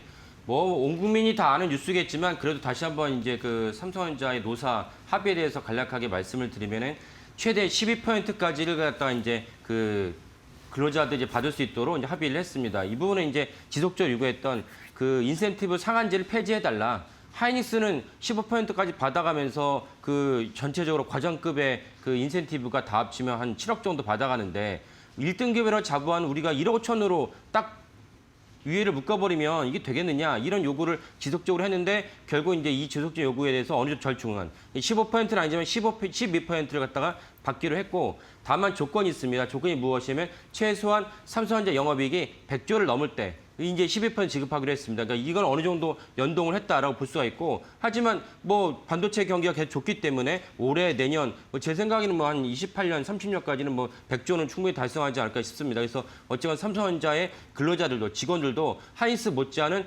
인센티브를 두둑하게 받으면서 마음도 기쁘고 주머니도 두둑해지는 그런 어떻게 노사 합의를 갖다 이뤘고 그 결과로 무려 6% 넘게 삼성전자 상승을 했고 제가 보니까 KLX 종료된 다음에 NXT를 보니까 삼성전자가 30만 원까지 가더라고요. 이런 것들이 오늘 시장도 반영되지 않을까라고 생각을 합니다. 네, 알겠습니다. 3전 가지고 오셨습니다. 그렇다면 첫 번째 키워드로 바로 열어보도록 하겠습니다. 첫 번째 키워드는 협상의 의미입니다. 이게 꽤 많은 의미를 가지고 있을 것 같습니다. 일단 3전 측에서는 그래도 인력들을 잡아놓을 수 있는 그런 요건이 된 거고요. 어떤 의미가 있다고 보면 되겠습니까? 좀 전에 말씀하신 게 제가 볼 때 제일 큰 의미입니다. 무엇이냐면은 마이크론도 아니고 같이 한국에 있는 하인스가 동급에 있는 인력이 7억씩 받아가는데 우리는 거기에 대해서 위에 상한선을 정해놓는 바람에 1억 5천원 갖다 받아라. 그러면 이제 기분이 나빠서라도 아니 내가 뭐가 모자라서 삼성전자 다니겠느냐. 나 SK하이닉스 옮기겠다라고 할 때 SK하이닉스가 우리나라도 모든 게 다 그렇지만 예를 들면 그 프로야구에서 벤치 클리어링 할 때도 우리는 벤치 클리어링 제대로 못한 이유가 무엇이냐. 다 친구고 선후배들이에요. 근데 거기 가서 무슨 삿대질하는 사람은 주축되는 2명만 있고 나머지는 뜯어 말리는 게 우리나라 프로야구거든요. SK하이닉스 삼성전자도 역시 같은 동종업계에서 선후배 그다음에 또 이제 컨퍼런스 학회 가면은 다 같이 친구를 지내면서 발표를 합니다. 이런 맥락에서 그 삼성전자 직원이 야 하인스한테 나 그 도저히 못 다니겠어. 야 너네에서 옮길게 하늘 때 그 누굴 갖다가 채용하겠습니까? SK하이닉스 입장에서는 우수한 인력을 채용하죠. 그러니까 삼성전자 남아있는 인력은 우수하지 않고 경쟁력이 떨어지는 사람입니다. 이 말은 무엇이냐? 경제학적 용어로 악화가 양화를 구축한다. 내쫓는 그런 현상이 일어나게 됩니다. 그러면 점점 핵심 인력이 떠나고 남은 인력만 갖고 이제 삼성전자가 계속 R&D를 하고 회사 영위를 해야 된다면은 삼성전자의 미래 가치랑 성장 동력은 점점 훼손된다. 이런 맥락에서 어저께 악화가 양화를 구축하지 않고 좋은 인력이 삼성전자에 남을 수 있도록 어느 정도 보상안이 됐기 때문에 삼성전자 주주로서도 사실 미래의 가치를 보면 되게 우호적이고 좋은 결과였다라고 보시면 될 것 같습니다. 네, 그리고 이제 시장에서 사실 걱정을 한 게 이게 이제 장기화 되면은 아마 아무래도 노이즈가 더 커질 거고 기업 입장에서도 아마 손실이 더 커질 것이지 않습니까? 어쨌든 간에 그러한 의미에서 협상의 의미가 있었다라고 볼 수 있을 것 같습니다. 예, 당연히 그 부분도 있습니다. 그래서 김민석 총리까지 이재명 대통령도 삼성전자라 말하진 않지만 사실 이재명 대통령의 맥락을 보면은 삼성전자로 보이는 어떤 그런 발언을 몇 간 했죠. 그래서 김민석 총리 명시적으로 얘기했는데 삼성전자가 만약 18일, 오늘 만약 파업이 안 됐으면 어제부터 했을 텐데 18일간 파업을 한다면 직접적인 경제 손실이 1조 원이다. 근데 이것이 만약 더 지속됐을 때 실제로 GDP도 내려갈 수 있는데 GDP가 사실은 한 0.5% 내려간다고 많은 경제 전문가들이 발표를 했습니다. 그러니까 결국은 삼성전자만의 문제가 아니고 GDP가 내려간 것은 무슨 뜻입니까? 전체적으로 고용이 늦어지고 또 다른 소비가 이제 훼손되기 때문에 우리나라에 심각한 영향을 끼친다. 그나마 우리나라가 2년 전부터 엄청난 경제적으로 어려움을 겪었는데 그나마 있었던 것이 무엇입니까? 반도체죠. 반도체 때문에 어느 정도 내수 경기가 활성화되고 어느 정도 수비가 돌아가고 그다음에 또 제일 큰 문제가 무엇입니까? 주가가 올라갔는데 만약 삼성전자 투타하면 삼성전자 SK하이닉스인데 삼성전자 빠지기 시작한다. 이러면 사실은 전체적인 이제 훼손이 되기 때문에 이 점에 있어서 모든 어떤 경제 지표라든지 주식자라든지 이런 관점에 있을 때 삼성전자가 노사가 합의한 것은 되게 천만다행이고 큰 역사적인 결단을 이뤘다라고 볼 수가 있겠습니다. 네, 역사적인 결단이 있었다 이렇게 표현을 해주셨습니다. 그렇다면 이어서 두 번째 키워드로 이어가 보도록 하겠습니다. 외국인들의 매수. 어제 삼성전자를 외국인들이 매수를 했나 봐요. 예, 외국인들이 매수를 했는데 1조 1,000억 정도를 매수를 했습니다. 근데 한 5월 달부터 이제 집계를 한다면 5월 달부터 어제까지 그러니까 매수를 한 것까지를 합친다면 외국인들이 삼성전자에 14조 4천억을 순 매도했습니다. 그러니까 만약에 어저께 매수가 없었다 그러면 약 15조 5천억 정도를 갖다가 외국인들이 매도를 한 것이고 만약에 노사 합의를 하지 않았다면 어제도 외국인들이 매도를 했겠죠. 그렇게 치면 거의 16조, 17조에 해당하는 매도를 갖다가 한 달이 지나지 않았는데도 엄청난 매도를 했다는 점을 알 수가 있고 물론 외국인들이 이렇게 매도를 한 이유는 무엇이냐 삼성전자 파업도 있겠지만 사실 또 다른 가장 강력한 이유는 외국인들 입장에서 삼성전자가 너무 많이 올랐기 때문에 차익 실현 효과가 컸다라고 보시면 되겠습니다. 그러니까 이걸 외국인들이 우리나라에서 뭔가 부정적인 우리나라 환율이 너무 올랐고 이런 것들은 사실 마이너한 요소인 거고 근본적으로 너무 많이 올랐기 때문에 차익 실현 효과가 컸다 이렇게 보시면 될 것 같습니다. 그런 상황에서 외국인들이 차익 실현 욕구를 갖다가 가라앉히게 한 요인이 무엇이냐? 삼성전자가 노사 합의를 했으니까 그러면 이제 본격적으로 이제 제대로 된 이제 그 기업의 본질을 갖다가 충실하게 된다면 그럼 나는 삼성전자 매수하겠다. 이런 것도 더 요인이 컸다라고 보시면 될 것 같습니다. 네, 외국인 투자자들의 매수가 있었다라는 부분까지 짚고 왔습니다. 그런데 중요한 건 이건 것 같습니다. 사실 SK 하이닉스를 시작으로 3전도 이제 이렇게 변화가 되고 있고 3전만 파업을 하는 게 아니라 보니까는 이제 뭐 많은 조선사들도 최근에 우리도 그러면은 이런 성과급 같은 거 좀 잘 해달라 이런 좀 의견이 지금 나오고 있는 것 같더라고요. 근데 이게 중요한 게 손실이 나면은 이게 어떻게 되는 거죠? 그렇죠. 그래서 성과급이 천문학적인 성과급이 발생을 하니까 사실은 세수도 엄청나게 좋아지고 윤석열 정부 첫 해만 하더라도 반도체 경기 안 좋았어요. 그래서 반도체 경기 안 좋은 만큼 고스란히 세수가 70조가 펑크 났었습니다. 근데 지금은 세수가 너무 많이 거치니까 그에 따라서 콧노래를 부르게 되는데 또 더불어서 삼성전자 이렇게 12% 정도를 갖다가 나눠주게 된다. 그러면 이제 아까 말씀드린 대로 뭐 조선소, 그다음에 바이오 기업들도 야 우리도 나눠줘 이런 어떤 그 담론이 확산되고 있습니다. 그러면 거기에 대한 반대로 좋아 영업이 이렇게 많이 나왔을 때 우리가 나눠줄 수 있어. 그러면 영업이익이 나기는커녕 영업 적자 났을 때 어떻게 할 것이냐. 그럼 그때는 너네들 그 오히려 그 인센티브를 갖다가 안 주는 것은 당연한 거지만 월급을 깎을 거야? 라는 담론이 처음으로 생겼습니다. 당연히 있어야 할 담론인데 이 담론이 본격화 됐다는 것은 매우 긍정적인 효과를 봅니다. 왜? 우리나라만큼 노동시장 유연성이 없는 나라가 없거든요. OECD 국가 중에서 미국은 뭐 사업부가 아니라 어떤 사람의 문제에서 바로 해고를 해버립니다. 해고를 해버렸을 때 근로자들이 긴장을 하고 열심히 자기 발전을 할 수밖에 없는데 우리 노동시장이 유연성이 없다 보니까 뭐 삼성전자 같은 경우도 최근에 이번 노사 그 파문을 떠나서도 최근에도 삼성전자 직원들이 MZ세대가 회사에 일을 하러 가야 되는데 일을 하지 않고 컴퓨터로 인터넷만 보다가 그러면 위에서 상사가 뭐라고 하니까 거기에 대해 반론을 제기하는 일이 있었다고 합니다. 네. 이런 것들 삼성전자의 경쟁력을 훼손한 근본적 일인데 이번 노사 합의에 대해서 우리가 생긴 담론 그래 영업이 올라갔으면 나눌 수 있는데 영업 손실 났을 때 어떻게 할 것이냐 그럼 너네 임금을 깎거나 해당 부서를 우리가 해고할 수 있는 그런 법적인 토대가 필요하다는 것이 어느 정도 이제 형성이 됐기 때문에 이제 싹이 난 것이죠. 이게 싹이 난 것을 어느 정도 이제 공론화시킨다면 우리나라 자본시장 그 주식에 대해서 큰 어떤 역할을 하지 않을까라고 생각을 합니다. 네, 삼성전자 짚고 왔습니다. 대표님이 하시는 말씀이 다들 이게 무슨 소리지라고 생각하실 수도 있을 것 같은데 좀 정리해보고 가도록 하겠습니다. 여러분들 저희가 오늘 앞서서도 전해드렸는데 미국 같은 경우에는 매주 실업수당 청구 건수가 발표가 됩니다. 이게 중요한 이유가요. 미국 시장은 노동시장 굉장히 유연화되어 있기 때문에 만약에 뭐 직장을 잃었다고 하더라도 금방 또 다시 직장을 구하는 그러한 흐름이 이어집니다. 그런데 한국은 그렇지가 않죠. 삼성전자의 파업도 이 부분과 좀 연결을 해서 보시면 될 것 같은데요. 이 기업이 돈을 잘 벌면은 성과급을 가지고 가는 거는 당연해졌습니다. 이제는. 그런데 만약에 기업이 돈을 못 벌 경우에는 또 노동시장이 유연화되면은 이게 해고도 역시나 마찬가지로 자연스럽게 이어질 수 있는 그런 노동시장의 유연화가 어느 정도도 좀 필요하다라는 조호진 대표님의 쓴소리 듣고 왔는데 실제로 진짜로 이게 한국 경제의 좀 선진화가 되기 위해서는 결국엔 필요한 수순인 것 같습니다. 예, 뭐 쓴소리라 볼 수도 있지만 자본시장과 이제 시장 경제라는 관점에서는 당연히 있어야 될 대목인데 네. 우리나라가 이제 평생 직장이라는 개념이 너무 맞아요. 확실하다 보니까 그 대비되는 게 일본이죠. 일본이 아직도 평생 직장 개념이 확실하다 보니까 전체적으로 일본의 성장 동력이 떨어지고 그리고 삼성전자가 저희 코너에서 말씀드린 적이 있었지만 이 동아시아 기업 중에서 아람코 그다음에 TSMC를 제외하고는 첫 번째로 시총 1조 달러를 돌파하고 지금 조만간 SK하이닉스 1조 달러 돌파할 것 같습니다. 네. 근데 의외로 일본 기업이 없어요. 토요타라든지 우리가 잘 아는 엄청난 기업들이 있는데도 불구하고 그 기업들 시총이 1조 달러는 아주 발 밑에 있습니다. 그러니까 일본이 사실은 그런 것들이 선진국이지만 선진국답지 않은 사회체제를 갖고 있는 생긴 후유증이다, 부작용이라 이제 볼 수가 있겠습니다. 우리 대변인 국회로 가서 얘기를 하셔야겠어요. 예.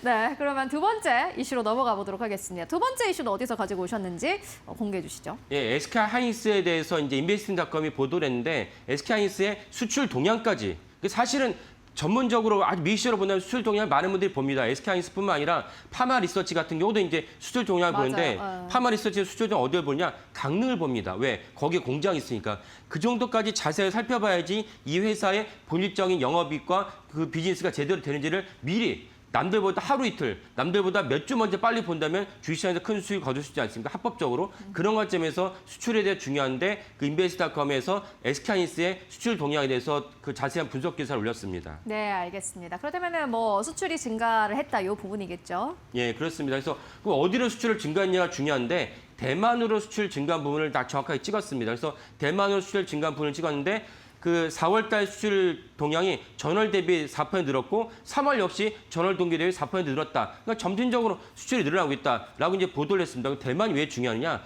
SK하이닉스가 HBM을 만들면 HBM을 만들어서 어디로 보냅니까? 엔비디아가 있는 미국으로 보내지 않습니다. 대만으로 보내서 대만에 있는 TSMC가 HBM을 다 받아서 자기들이 이제 베이스 타일을 연결한 다음에 최종적인 완제품을 갖다 제대로 다 성능 체크를 한 다음에 그다음에 고객사에 납품을 합니다. 그래서 HBM 수를 중요한 게 여기는 국가가 미국이 아니고 대만이다 이렇게 보시면 될 것 같습니다. 네, 알겠습니다. 그렇다면은 다음 키워드를 통해서 조금 더 내용을 디벨롭 해보도록 하겠습니다.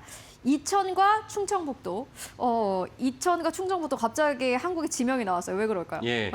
그 수출을 했는데 어디서 수출하냐? 서울의 수출이냐, 인천의 수출이냐 그것이 아니고 경기도 이천과 충청북도를 갖다가 단위로 갖다가 세세하게 봤더니 경기도 이천과 충청북도 수출이 늘었다. SK하이닉스라고 표적을 삼지는 않지만 경기도 이천과 충청북도의 수출이 어디로 간 수출이냐 아까 말씀드린 대로 대만으로 간 수출이 여전히 증가세다라는 것이 인베스트닷컴의 보도입니다. 그러면 경기도 이천과 충청북도 왜 중요하냐? 경기도 이천에 SK하이닉스의 대규모 공장이 있죠. 실질적으로 SK하이닉스를 만든 곳이 경기도 이천을 봐야 됩니다. 그래서 SK하이닉스가 너무나 많은 영업이익을 갖다 일구니까 일가에 나온 얘기가 무엇입니까? 경기도 이천에 그 엄청난 그 럭셔리한 상품들이 다 팔리고 아직 아파트 가격이 잘 안 올랐다 하더라고요. 그 아파트 가격이 안 올랐던 것은 무엇이냐? 경기도 이천에 살지 않는다는 뜻도 되고 사실 거기보다는 다른 곳에 투자했다고 볼 수도 있습니다. 그래서 경기도 이천이 중요한 것이고 충청북도는 어디 있습니까? 청주에 있죠. 그러니까 경기도 이천에 원래 있던 공장이 있었는데 그 공장을 증설하고 싶었는데 당시 정부에서 환경 오염을 이유로 막았어요.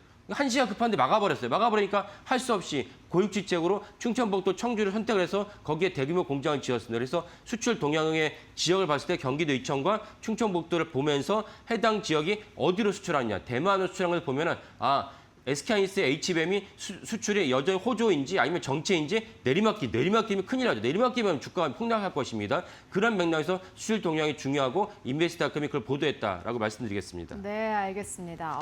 이천과 충청북도. 요즘에 이천과 충청북도는 소비력이 엄청나겠다라는 그렇죠. 생각이 예. 듭니다.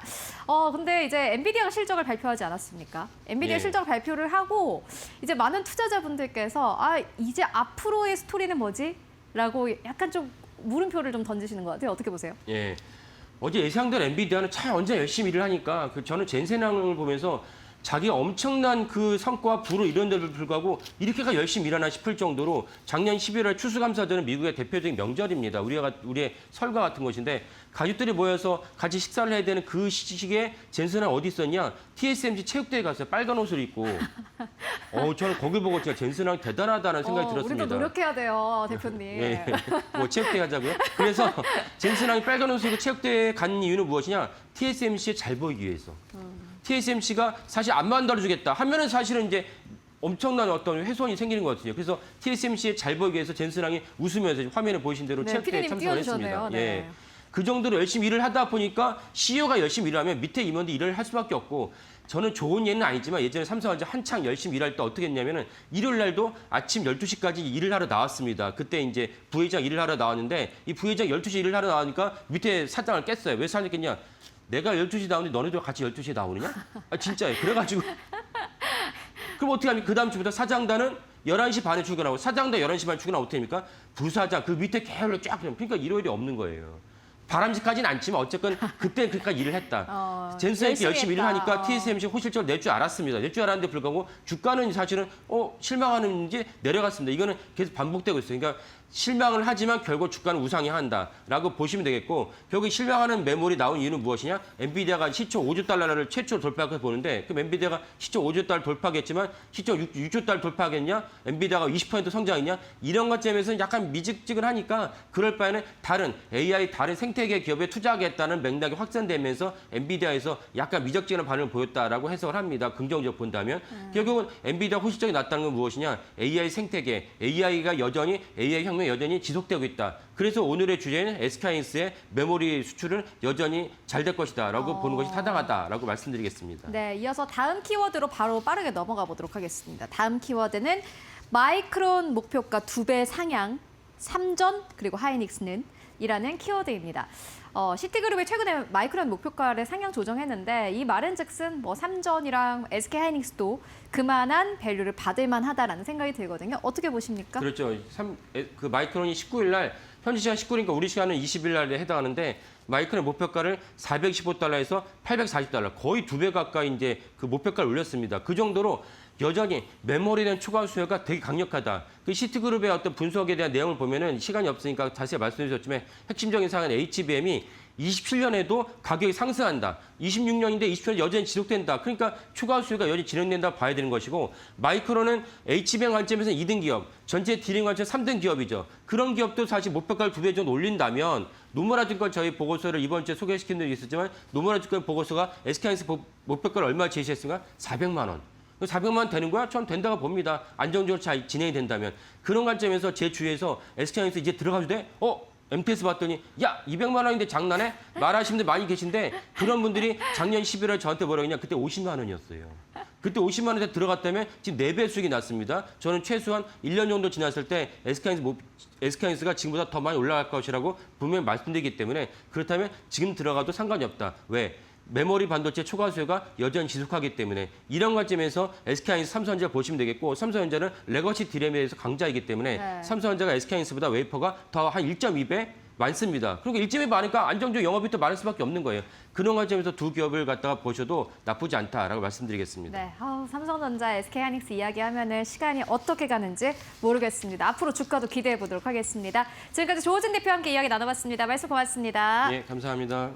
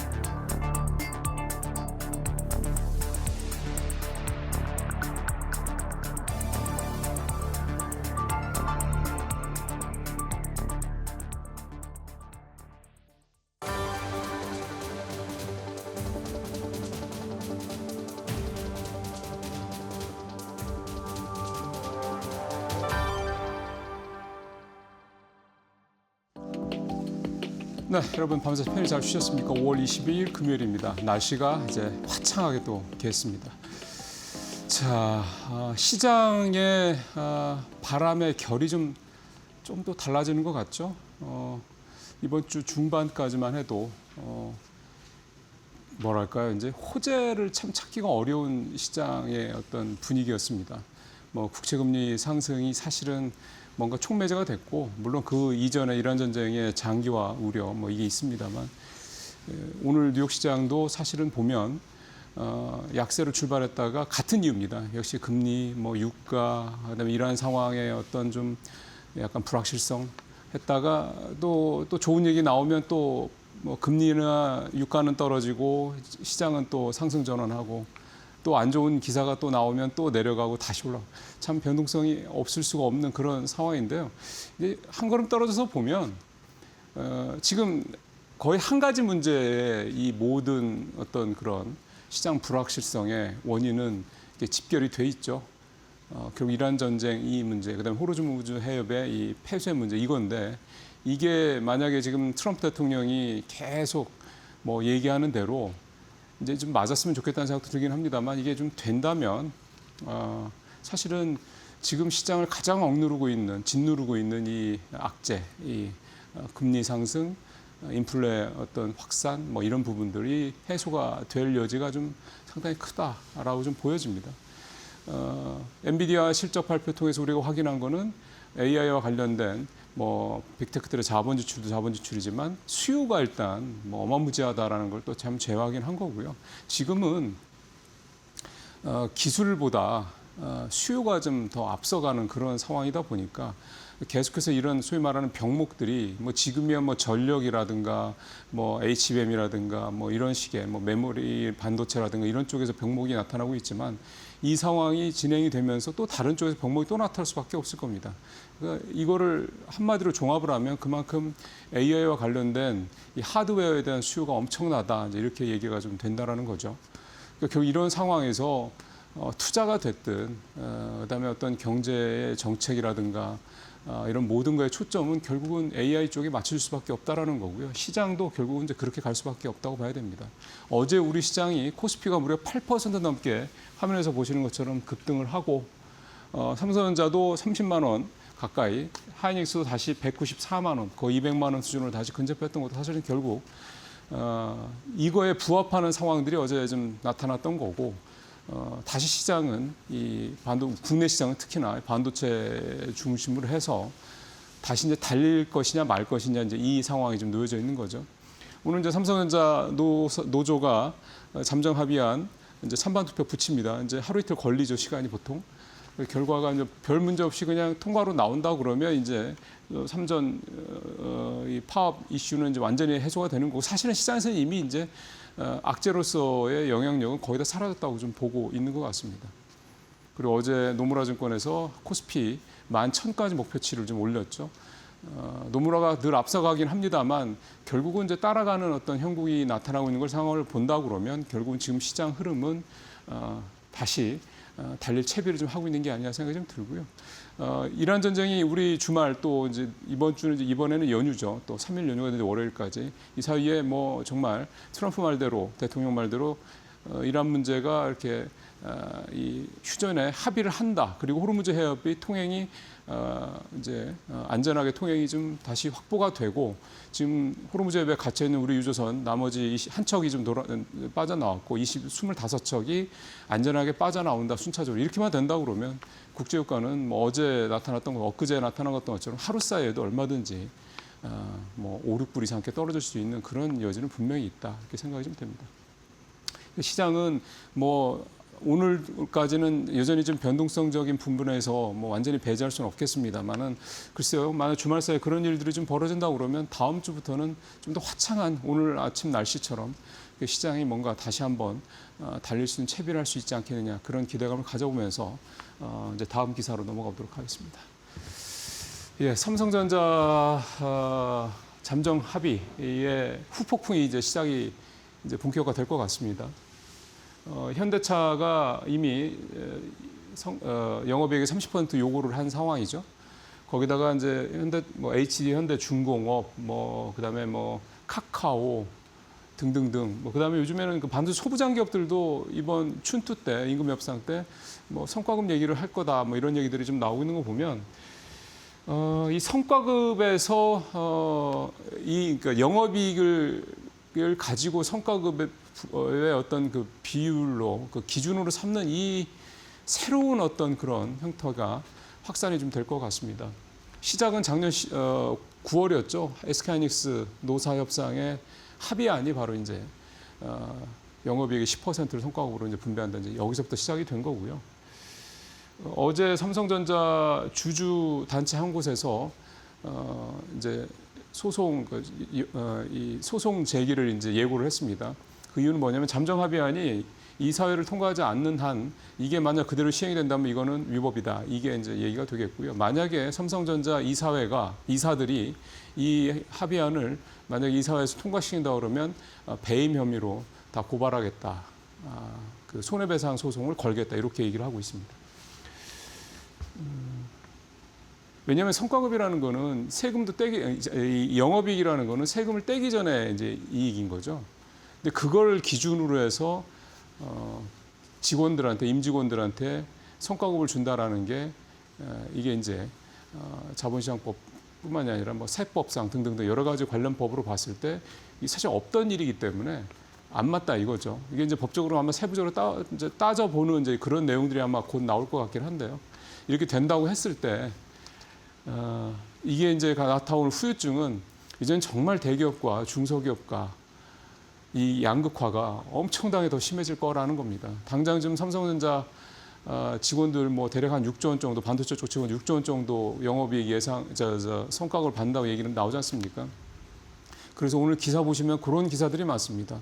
부부가 같이 맞벌이를 하면 삼성전자 반도체 부분에서 그러면 연 성과급이 12억이네 이제 이런 얘기들이 기사가 나오고 있던데요. 그래서 뭐 이 사람들이 뭐 이제 집을 옮기지 않겠냐, 뭐 강남으로 뭐 등등등 이런 얘기 좀 나오고 있습니다. 뭐 기사를 쓰는 건 자유이긴 한데 이게 갖고 있는 함의가 뭐냐면 지금도 가뜩이나 양극화가 심한 우리나라 현재 상황이 이제는 더욱더 심해질 수밖에 없을 거다라는 겁니다. 그러니까 이런 부분들에 대해서 이제 정부의 역할이 나올 수밖에 없는 거고요. 얼마 전에 김용범 정책실장이 성과급과 이 영업이익이 이렇게 대규모로 나눈 것 관련해서 결국 이제 이걸 세금으로 이제 당연히 이제 법인세로 걷게 될 텐데 또는 이제 이번에 6억 정도 세금 성과급 받으면 2억 정도가 세금이라고 그러더군요.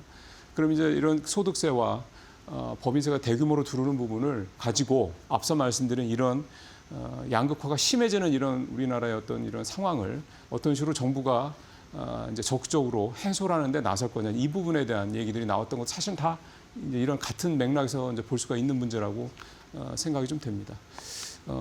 삼성전자 직원들이 6억의 성과급을 받는 게 배 아플 필요가 전혀 없습니다. 그거는 사실 어떻게 보면 운이죠. 뭐 그 본인의 노력도 있겠습니다만. 내가 뭐 성과급 삼성전자 못 다녀서 6억을 못 받는다고 그래가지고 그걸 가지고 뭐 억울해하거나 좀 질투할 필요가 뭐가 있겠습니까? 우리는 투자를 잘해서 수익을 잘 내면 되는 거죠. 이것 때문에 스트레스를 받거나 싶을 필요는 전혀 없다는 생각이 좀 들고요. 어쨌든 중요한 거는 이 부분이 향후 전체 업계로 확산이 된다고 그랬을 때는 여러 가지로 후유증이 나타날 수 있고 또 뭐 손해배상 소송이라든가 이런 법적 분쟁이 또 확산될 수 있다. 이게 뭐 시장의 노이즈 정도는 충분히 될 수 있다. 이 말씀을 좀 드리게 됩니다. 네, 세 번째 기사는 비투개미 피눈물 기사인데요. 이 기사를 사실은 쓸까 말까 고민하다가 하도 기사가 없어서 가져오긴 한 건데, 시장이 이렇게 좀 잘 갈 거라고 생각하고 미수를 질렀던 분들이 시장이 확 꼬꾸라졌으니까 이번 주 들어서 계속 그래가지고 이제 미수로 최근 3일새 3천억 원이 이제 강제 매매가 됐다 이제 그 얘기가 되겠습니다. 뭐 그 정도 이상 더 얘기 드릴 게 없어서 그 정도로 마치겠습니다.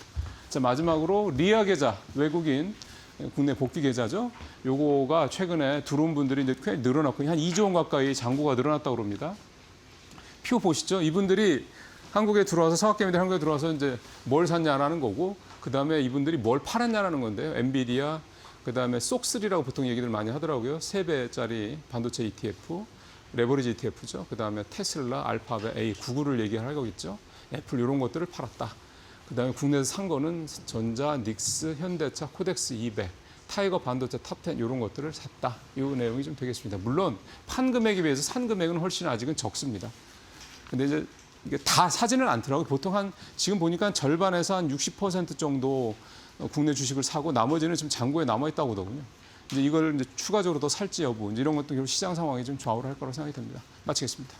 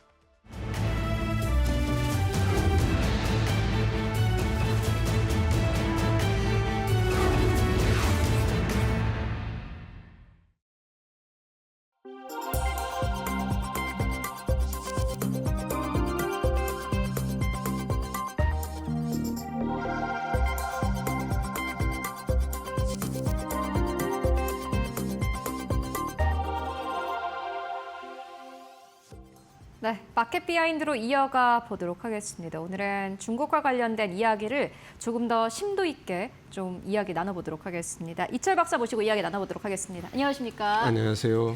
네, 박사님. 엔비디아 실적 발표를 먼저 또 이야기하지 않고 넘어갈 수가 없을 것 같습니다. 엔비디아 어제 실적 어떻게 보셨어요? 엔비디아가 아주 최고의 실적을 발표를 했죠. 네. 그럼에도 불구하고 주가에 대한 시장의 반응은 그렇게 썩 좋지는 않았죠. 네, 이게 사실 중국에 대한 좀 어떤 언급이 나올 거다 이러한 기대감이 있었는데 네. 사실 중국에 대한 뭔가 뚜렷한 언급은 없었고 이전부터 그랬습니다만 엔비디아가 중국 관련 뭐 H200 뭐 관련 매출 전망치가 0이에요. 어떻게 보셨나요? 그건 당연한 거죠. 왜냐하면 지금 중국 정부가 H200에 대한 수입을 불허하고 있는 상태거든요. 네. 그러니까 그걸 풀어주기 전에는 매출 기대할 수가 없는 거죠. 이걸 조금 설명을 드리면 네. 원래 바이든 대통령이 네. 중국에 팔아도 될 정도의 저스펙은 요 정도 스펙이다라고 결정을 했고 네. 그 스펙에 맞춰서 엔비디아가 만든 게 H200인데 네. 그걸 또 다시 트럼프 대통령이 그것도 수출을 못한다 이렇게 했고요. 그래서 중국 쪽에서는 그런 정도의 성능이라면 우린 필요 없어 하고 그걸 수입을 불허한 상태거든요. 네. 근데 이번에 이제 그 젠슨 황을 데리고 가면서 야 이걸 혹시 풀어주거나 아니면 그 스펙을 좀 올려줘가지고 보다 나은 성능의 제품을 중국으로 팔 수 있게 되는 거 아닌가라고 기대가 만만했었는데 맞아요. 네. 이게 다 아무 결과가 없으니까 당연히 이런 실망스럽다는 그런 반응이 나오는 거죠. 그런데 이제 앞서서 말씀해 주셨습니다만 H200을 팔 수 있다라고 이야기를 했지 않습니까? 근데 왜 이게 이렇게 된 거죠? 아니요, H200을 팔 수 있다라고 얘기한 사람은 트럼프 대통령이고요. 네. 시진핑 주석 측은 그건 당신 사정이고 나는 수입하라 소리 아직 못 하겠어. 이런 상태인 거죠. 그렇다면 앞으로도 뭐 그렇다면은 H200이 중국에 들어가는 일은 없다고 보십니까? 그건 이번 그 미중 정상회담을 어떻게 해석하느냐에 따라 의견이 다를 수 있을 것 같은데요. 네. 저는 어떻게 생각하고 있냐면 네. 중국 입장에서는 모든 가장 중요한 것은 그 양안 관계입니다. 그래서 이거를 미국 쪽이 받아들이면 나머지는 뭐 다 더 사주던 풀어주던 다 할 수 있는 것이고 이게 안 된다면 뭐 별로 얘기할 게 없다. 이런 태도로 보이는 거죠. 그래서 조금 기다려 봐야 합니다. 왜냐하면 트럼프 대통령의 반응이 조금씩 나오고 있으니까요. 그런데 또 이런 또 해석도 있더라고요. 보니까는 중국에서 사실은 이 칩을 가지고 가게 된다면 어쨌든 의존하게 되는 거지 않습니까? 네. 그렇게 되면은 사실 중국의 속내도 조금 셈법이 좀 복잡해진다 이런 의견도 있던데. 네. 그렇지 않을 것 같습니다. 네. 왜냐하면 중국 쪽은 이미 그 만일에 H200 같은 네. 미국의 AI 칩을 수입하는 경우에 대한 정책을 이미 결정을 했습니다. 네. 그래서 AI 칩에 대한 시장을 반분해가지고 네. 국가 핵심적인 AI 인프라스트럭처에는 뭐 H200 아니라 뭐 블랙웨이를 준다 하더라도 거긴 넣지 않기로 결정을 했고요.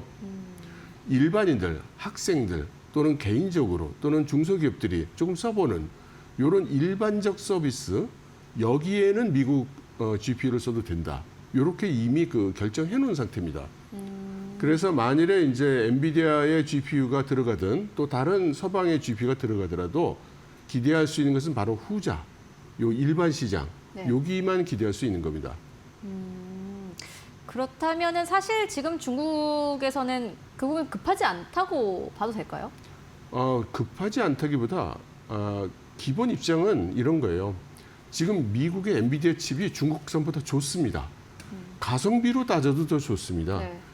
그런데 이제 중국의 지금 엔비디아 칩 H200의 지금 80% 수준이나 될까 말까 한 수준인데 네. 그 격차를 다 인정하지만 근본적으로 미국과 경쟁이 가능한 수준의 GPU가 아니라면 큰 의미가 없다는 거죠. 일단 알겠습니다. 그리고 앞서서 이제 미중 정상회담 이야기를 해주셨는데 그 이야기로 다시 돌아가면은 미중 정상회담이 가진 의미 그리고 이게 한국 시장에는 어떠한 또 포인트가 우리가 좀 봐야 되는지 어떻게 또 보셨는지 궁금합니다. 제 의견은 사실 많은 분들의 의견과는 좀 다르기 때문에 네. 좀 조심스럽습니다. 네. 소수 의견이라고 생각하셔도 좋고요. 네. 저는 방금 말씀드린 것처럼 중국 쪽 시각에서 볼 때 모든 키는 양안 관계다. 네. 그래서 이번에 그 트럼프 대통령한테 만일 중국이 타이완을 무력 공격한다면 개입하겠는가라고 직설화법으로 묻지 않았습니까? 굉장히 중요한 전환이라고 생각을 합니다. 제가 이 흐름을 읽고 있는 맥락에서 해석을 해본다면 네. 이것은 중국 공산당이 타이완에 대해서 무력을 또는 평화든 무력 통일이든 결정을 해야 되는 그 타이밍에 접근하고 있다는 신호를 읽고 있습니다. 그렇다면은 중국은 사실은 지금 이번 미중 정상회담에서 얻으려고 한 게 무엇이라고 보십니까? 물론 뭐 박사님의 개인 의견이긴 하지만. 지금 가장 그 구체화된 요구로는 미국에게 분명하게 타이완 독립을 반대한다라는 입장을 분명하게 세계에 선포하라 해달라는 거였죠. 그리고 그것을 지금까지 이제 미국은 거부해 왔었고요. 그런데 중국 입장에서는 이게 해결되면 나머지는 다 뭐 잘 협상할 수 있다. 그게 뭐 보잉이 됐던, 뭐 대두가 됐던, 뭐 엔비디아의 GPU가 됐던, 뭐 사준다. 이제 이런 입장인 것이고요. 근데 미국 입장에서는 그렇게 얘기를 하면 이게 어떻게 해석이 되느냐면 먼저 타이완 입장에서 볼 땐 그럼 결국은 미국은 개입하지 않겠구나. 그럼 우리가 혼자 중국의 그러한 무력이라든가 이런 것을 우리가 막아낼 수 있는가? 그 불가능하지 않은가? 이렇게 돼서 타이완 사회나 타이완 정치권은 굉장히 큰 변화에 들어가게 될 겁니다. 동시에 주변 국가들, 예를 들어 일본, 한국에도 이러면 어떻게 되는 거지? 동아시아에서 미중의 균형이 완전히 깨지는 것은 아닌가? 이런 상황을 하게 되겠죠. 그러니 미국으로서는 거기에 그렇게 대답할 수는 없는 노릇인데 그렇죠. 트럼프 대통령은 이제 골치 아픈 거죠. 이제 선거도 있고 여론도 나빠지고 있는데 뭔가 중국에서 화끈하게 많은 걸 얻어와야 되는데 지금 그걸 못 얻게 되면 뭐 한 거냐 이런 비난을 받게 될 것이고 그래서 지금 트럼프 대통령이 조금씩 흘리고 있지 않습니까? 네. 뭐 누군가가 독립을 선언해서 우리가 9,500마일 바깥으로 가서 전쟁을 해야 된다면 그건 아니지 않느냐. 이거 일종의 풍선 띄우기로 봅니다. 그래서 만일에 미국 쪽 여론의 반응이 점점 받아들여지는 쪽이면 어쩌면 중국이 바라는 그런 발언을 할 수도 있지 않은가. 그렇게 생각하고 있습니다. 네. 그리고 지금까지 중국은 이제 투키디데스의 함정 네. 요걸 이제 표현을 부인해 왔어요. 네. 요거는 어떻게 생각하시나요? 사실 그 투키디데스의 함정 얘기는 중국은 그동안 계속해서 그런 일은 없다. 이렇게 얘기를 하는데 그 해석이 중요합니다. 중국이 그런 얘기를 쭉 해왔던 거는 투키디데스의 함정이라는 말을 들으면 마치 미국과 중국이 충돌하는 것 같고 또 어떤 시각으로는 중국이 미국에 도전하는 것 같고 이런 인상을 준단 말이죠.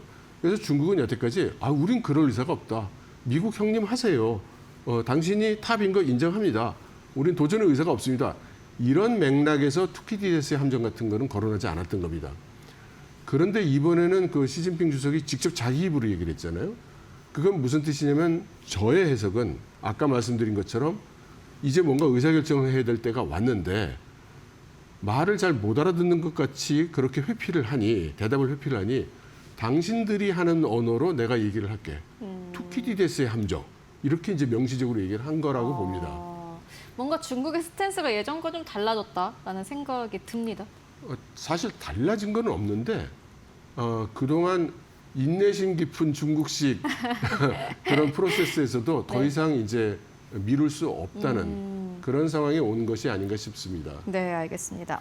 그리고 트럼프 대통령과 이제 뭐 시진핑 주석이 만났습니다. 그리고 최근에 시진핑 주석이 호르무즈 해협 개방의 이제 또 뜻을 내비쳤는데 요거는 어떻게 보세요? 호르무즈 해협에 대한 이란 사태에 대한 미중의 합의라는 걸 들여다보면 뭐 두 가지죠. 호르무즈 해협이 자유로운 항행을 해야 된다. 그리고 이란이 핵을 가져서는 안 되겠다. 네. 그래서 일견 뭐 미중이 참 엄청난 합의를 한 것처럼 이야기를 하고 있지만 사실 뜯어보면 요 미중 그 정상회담이 있기 전에 그러면 중국이 거기에 반대했었냐? 아닙니다. 중국도 호르무즈 해협은 자유롭게 항행이 된다고 얘기해오고 있었고 또 핵에 대해서도 그동안 명시적으로 얘기하진 않았지만 이란이 핵폭탄을 갖는다는 거는 반대해왔습니다.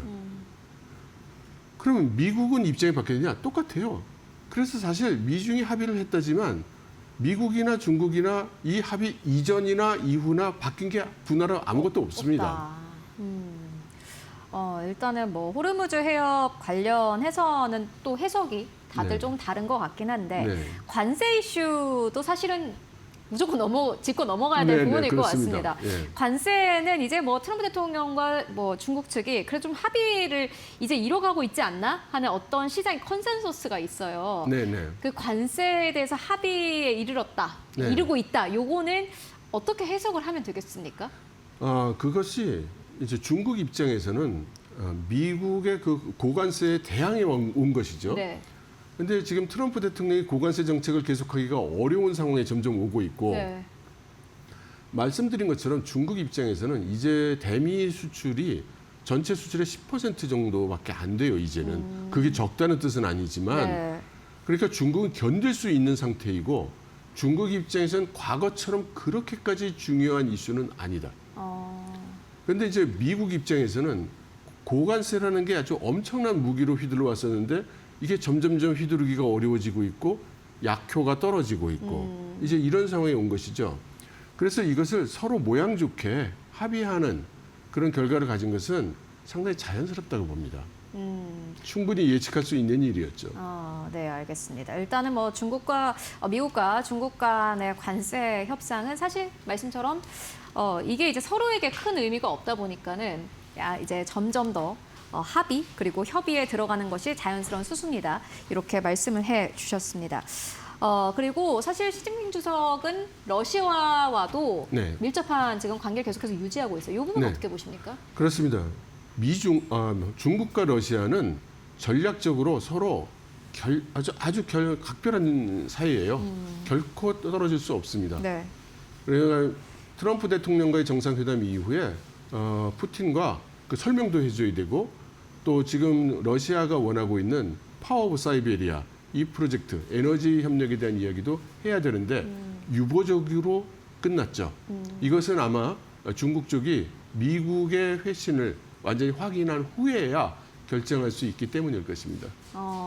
지금 이제 보면은 중국과 그리고 뭐 북한 그리고 러시아까지 이렇게 이제 공조가 되고 그리고 한국 입장에선 사실 또 머리가 굉장히 복잡해집니다. 네. 지금 우리가 이 부분을 어떻게 바라보면 되겠습니까? 지금 중국은 말씀드린 것처럼 어떤 의사결정 포인트를 위해서 가고 있다고 보고 그걸 위해서 또 북한 방문설도 나오고 있다고 봅니다. 네. 그에 비해서 우리는 항상 우리나라만 좀 생각하는 경향이 있어요. 크게 지금 동아시아가 격변하는 시점에 있다는 것을 이해하고 여기에 빨리 대응 조치를 세워야 될 걸로 생각이 됩니다. 네, 일단 저희 뭐 어떻게 한국 정부가 또 해결해 나가야 되는지 이렇게까지 말씀을 듣고 왔습니다. 그러면은 또 궁금한 게 지금 미국과 중국 간의 관계에서 한국이 취해야 될 스탠스는 어떻다고 보십니까? 한국은 당연히 한국의 국익이 최우선이죠. 네. 그런데 중국은 지금 한국이 자기 편에 서 있길 바라고 또 미국도 마찬가지입니다. 그래서 선택의 여지가 그렇게 크지는 않죠. 네. 하지만 어느 한쪽을 선택할 수는 없을 거라고 봅니다. 개인적으로는. 그런데 그걸 도출해 나가는 그 사회적 합의가 필요하기 때문에 그게 빨리 시작이 돼야 된다고 보죠.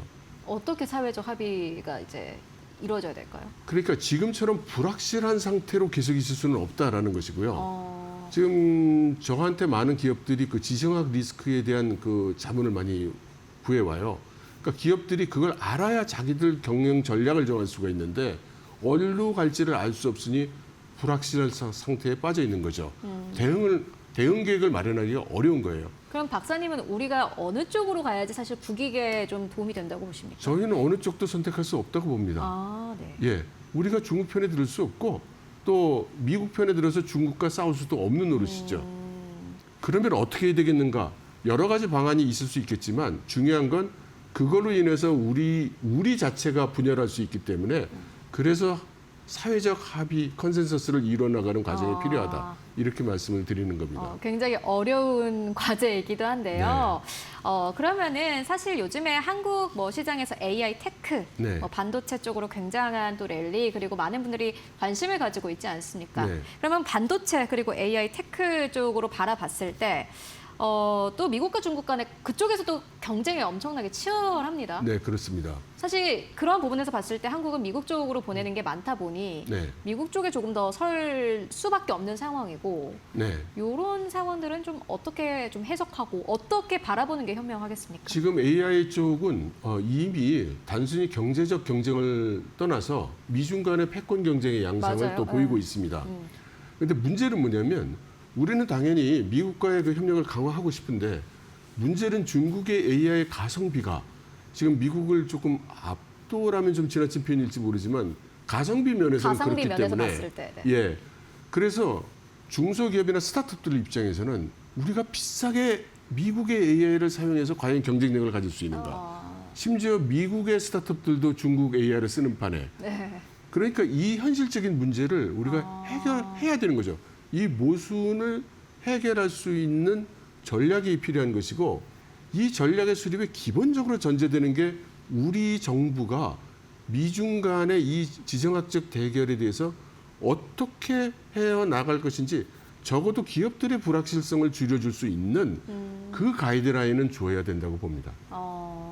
그렇다면은 사실 이제 또 AI도 그렇지만은 네. 미국은 조선 네. 쪽 또 지금 중국이 굉장히 뒤처져 있지 않습니까? 네, 네. 그럼 미국에게는 한국이 필요할 텐데 네. 이런 측면에서 봤을 때 미국에선 조선 쪽을 계속해서 살릴 수밖에 없다고 보십니까? 아니면은 거의 손 놓았다고 보십니까? 살리고 싶죠. 지금 방법이 별로 없는 거죠. 예. 근데 지금 그 시계가 자꾸 초침이 톡탁톡탁 가고 있기 때문에 네. 예, 미국이 선택할 수 있는 길은 많아 보이지 않습니다. 네, 알겠습니다. 저희 오늘 박사님과 함께 또 미국과 중국 간의 관계 그리고 그 안에서 한국이 나아가야 할 방안까지 함께 짚고 왔습니다. 일단 오늘 시간이 부족해서 여기까지 듣고 다음번에 또 더 깊은 이야기 함께 들어보도록 하겠습니다. 지금까지 이철 박사와 함께 이야기 나눠봤습니다. 말씀 고맙습니다. 감사합니다. 네, 지금 7시 30분 지나가고 있습니다. 오늘 개장 전에 알아야 할 시그널들 어떤 것들이 있을까요? 이어서 현아연 캐스터가 정리해드립니다. 네, 애프터마켓 시그널 저와 함께 살펴보시죠. 간밤 뉴욕 증시 3대 지수 전부 상승 마감했습니다. 미국과 이란의 종전에 대한 기대감 다시 한번 피어올랐기 때문인데요. 애프터마켓 상황 8개 기술주 중심으로 한번 살펴보겠습니다. 현재 마이크론을 제외하고 전부 상승불 켜내고 있는 모습인데요. 엔비디아부터 살펴보시죠. 전일장의 마감 후에 실적을 굉장히 어닝 서프라이즈로 발표를 했던 엔비디아입니다. 하지만 차익 실현 매물이 나오면서 정규장에서는 하락하는 모습 보여줬는데요. 현재는 0.04% 상승하면서 219달러 선 지나가고 있습니다. 또 메타 함께 살펴보시면 정규장에서도 애프터마켓에서도 상승하는 모습 보여주고 있습니다. 최근에 SNS 청소년 관련 문제로 브래시티 카운티 교육부에서 제기한 소송이 있었는데요. 이에 대해서 합의했다라는 소식 전해졌습니다. 그러면서 정규장에서도 애프터마켓에서도 긍정적인 움직임이 현재 가져가고 있고요. 마이크로소프트도 엔트로픽과 함께 자사 AI 칩인 마이야 200을 활용할 것이다라는 논의가 진행되고 있는 걸로 보입니다. 현재 정규장에서는 하락했지만 애프터마켓에서는 0.31% 상승하면서 좀 만회하는 모습 보여주고 있습니다. 현재 420달러 선 지나가고 있는 흐름 보여주고 있고요. 테슬라 최근에 굉장히 흐름 좋습니다. 정규장에서 0.14% 상승, 애프터마켓에서도 소폭이지만 상승하는 흐름 이어내고 있는데요. 중국 시장을 중심으로 FSD 사업을 확장할 것이라는 계획을 발표하면서 힘을 받아가고 있는 테슬라입니다. 또 테슬라의 그 스페이스 X 상장 서류를 보면요. 이 일론 머스크 CEO와 관련된 회사들의 사이버 트럭과 배터리를 총 8억 9천만 달러를 판매했다라는 내용이 함께 보도가 되면서 테슬라 힘을 받아갔습니다. 또 마이크론 살펴보시면요. 삼성 노조가 합의를 성공했다라는 소식이 또다시 한번 마이크론에 호조적으로 작용을 해줬습니다. 정규장에서는 4%대 상승했지만 애프터마켓에서는 0.3% 소폭 하락하고 있다는 점 확인하실 수 있겠습니다. 이어서 다음 시그널 함께 살펴보시죠. 네, 다음 시그널 함께 살펴보시면요. 유가 흐름부터 살펴보셔야겠죠. 간밤에 미국과 이란 관련 소식 굉장히 많이 쏟아져 나왔습니다. 다만 가장 최근에 나온 소식을 보시면요. 이란의 국영 매체에 이런 이야기가 나왔습니다. 미국과 이란의 최종 타결안 현재 거의 완료가 되었다. 잘하면 몇 시간 이내에 발표가 될 것이다. 라고 전해지면서 WTI 이후 현재 안정세를 찾아가고 있는 모습입니다. 0.36% 하락하면서 97달러 선에 거래가 되고 있고요. 금 가격은 현재 변동성이 굉장히 심하게 나타나고 있습니다. 하락 전환했다는 점 체크하실 수 있겠고 4,500달러 선에 거래되고 있습니다. 이어서 다음 시그널도 함께 살펴보시죠. 네, 국내 주요 지표들 먼저 살펴보셔야겠죠. 코스피 200 야간 선물 시장 현재 0.36% 상승하면서 1,200포인트 선 위로 올라와 있고요. 또 EWI 한국 ETF는 3%대로 더 큰 폭 상승했습니다. 그러면서 180포인트 선 위로 올라왔습니다. 필라델피아 반도체 지수도 간밤 미증시에서 반도체주 중심의 상승이 확연히 보여줬기 때문에 1%대 상승을 보여줬습니다. 다만 12,000포인트 선 아래로 내려와 있습니다. 또 원달러 환율도 살펴보겠습니다.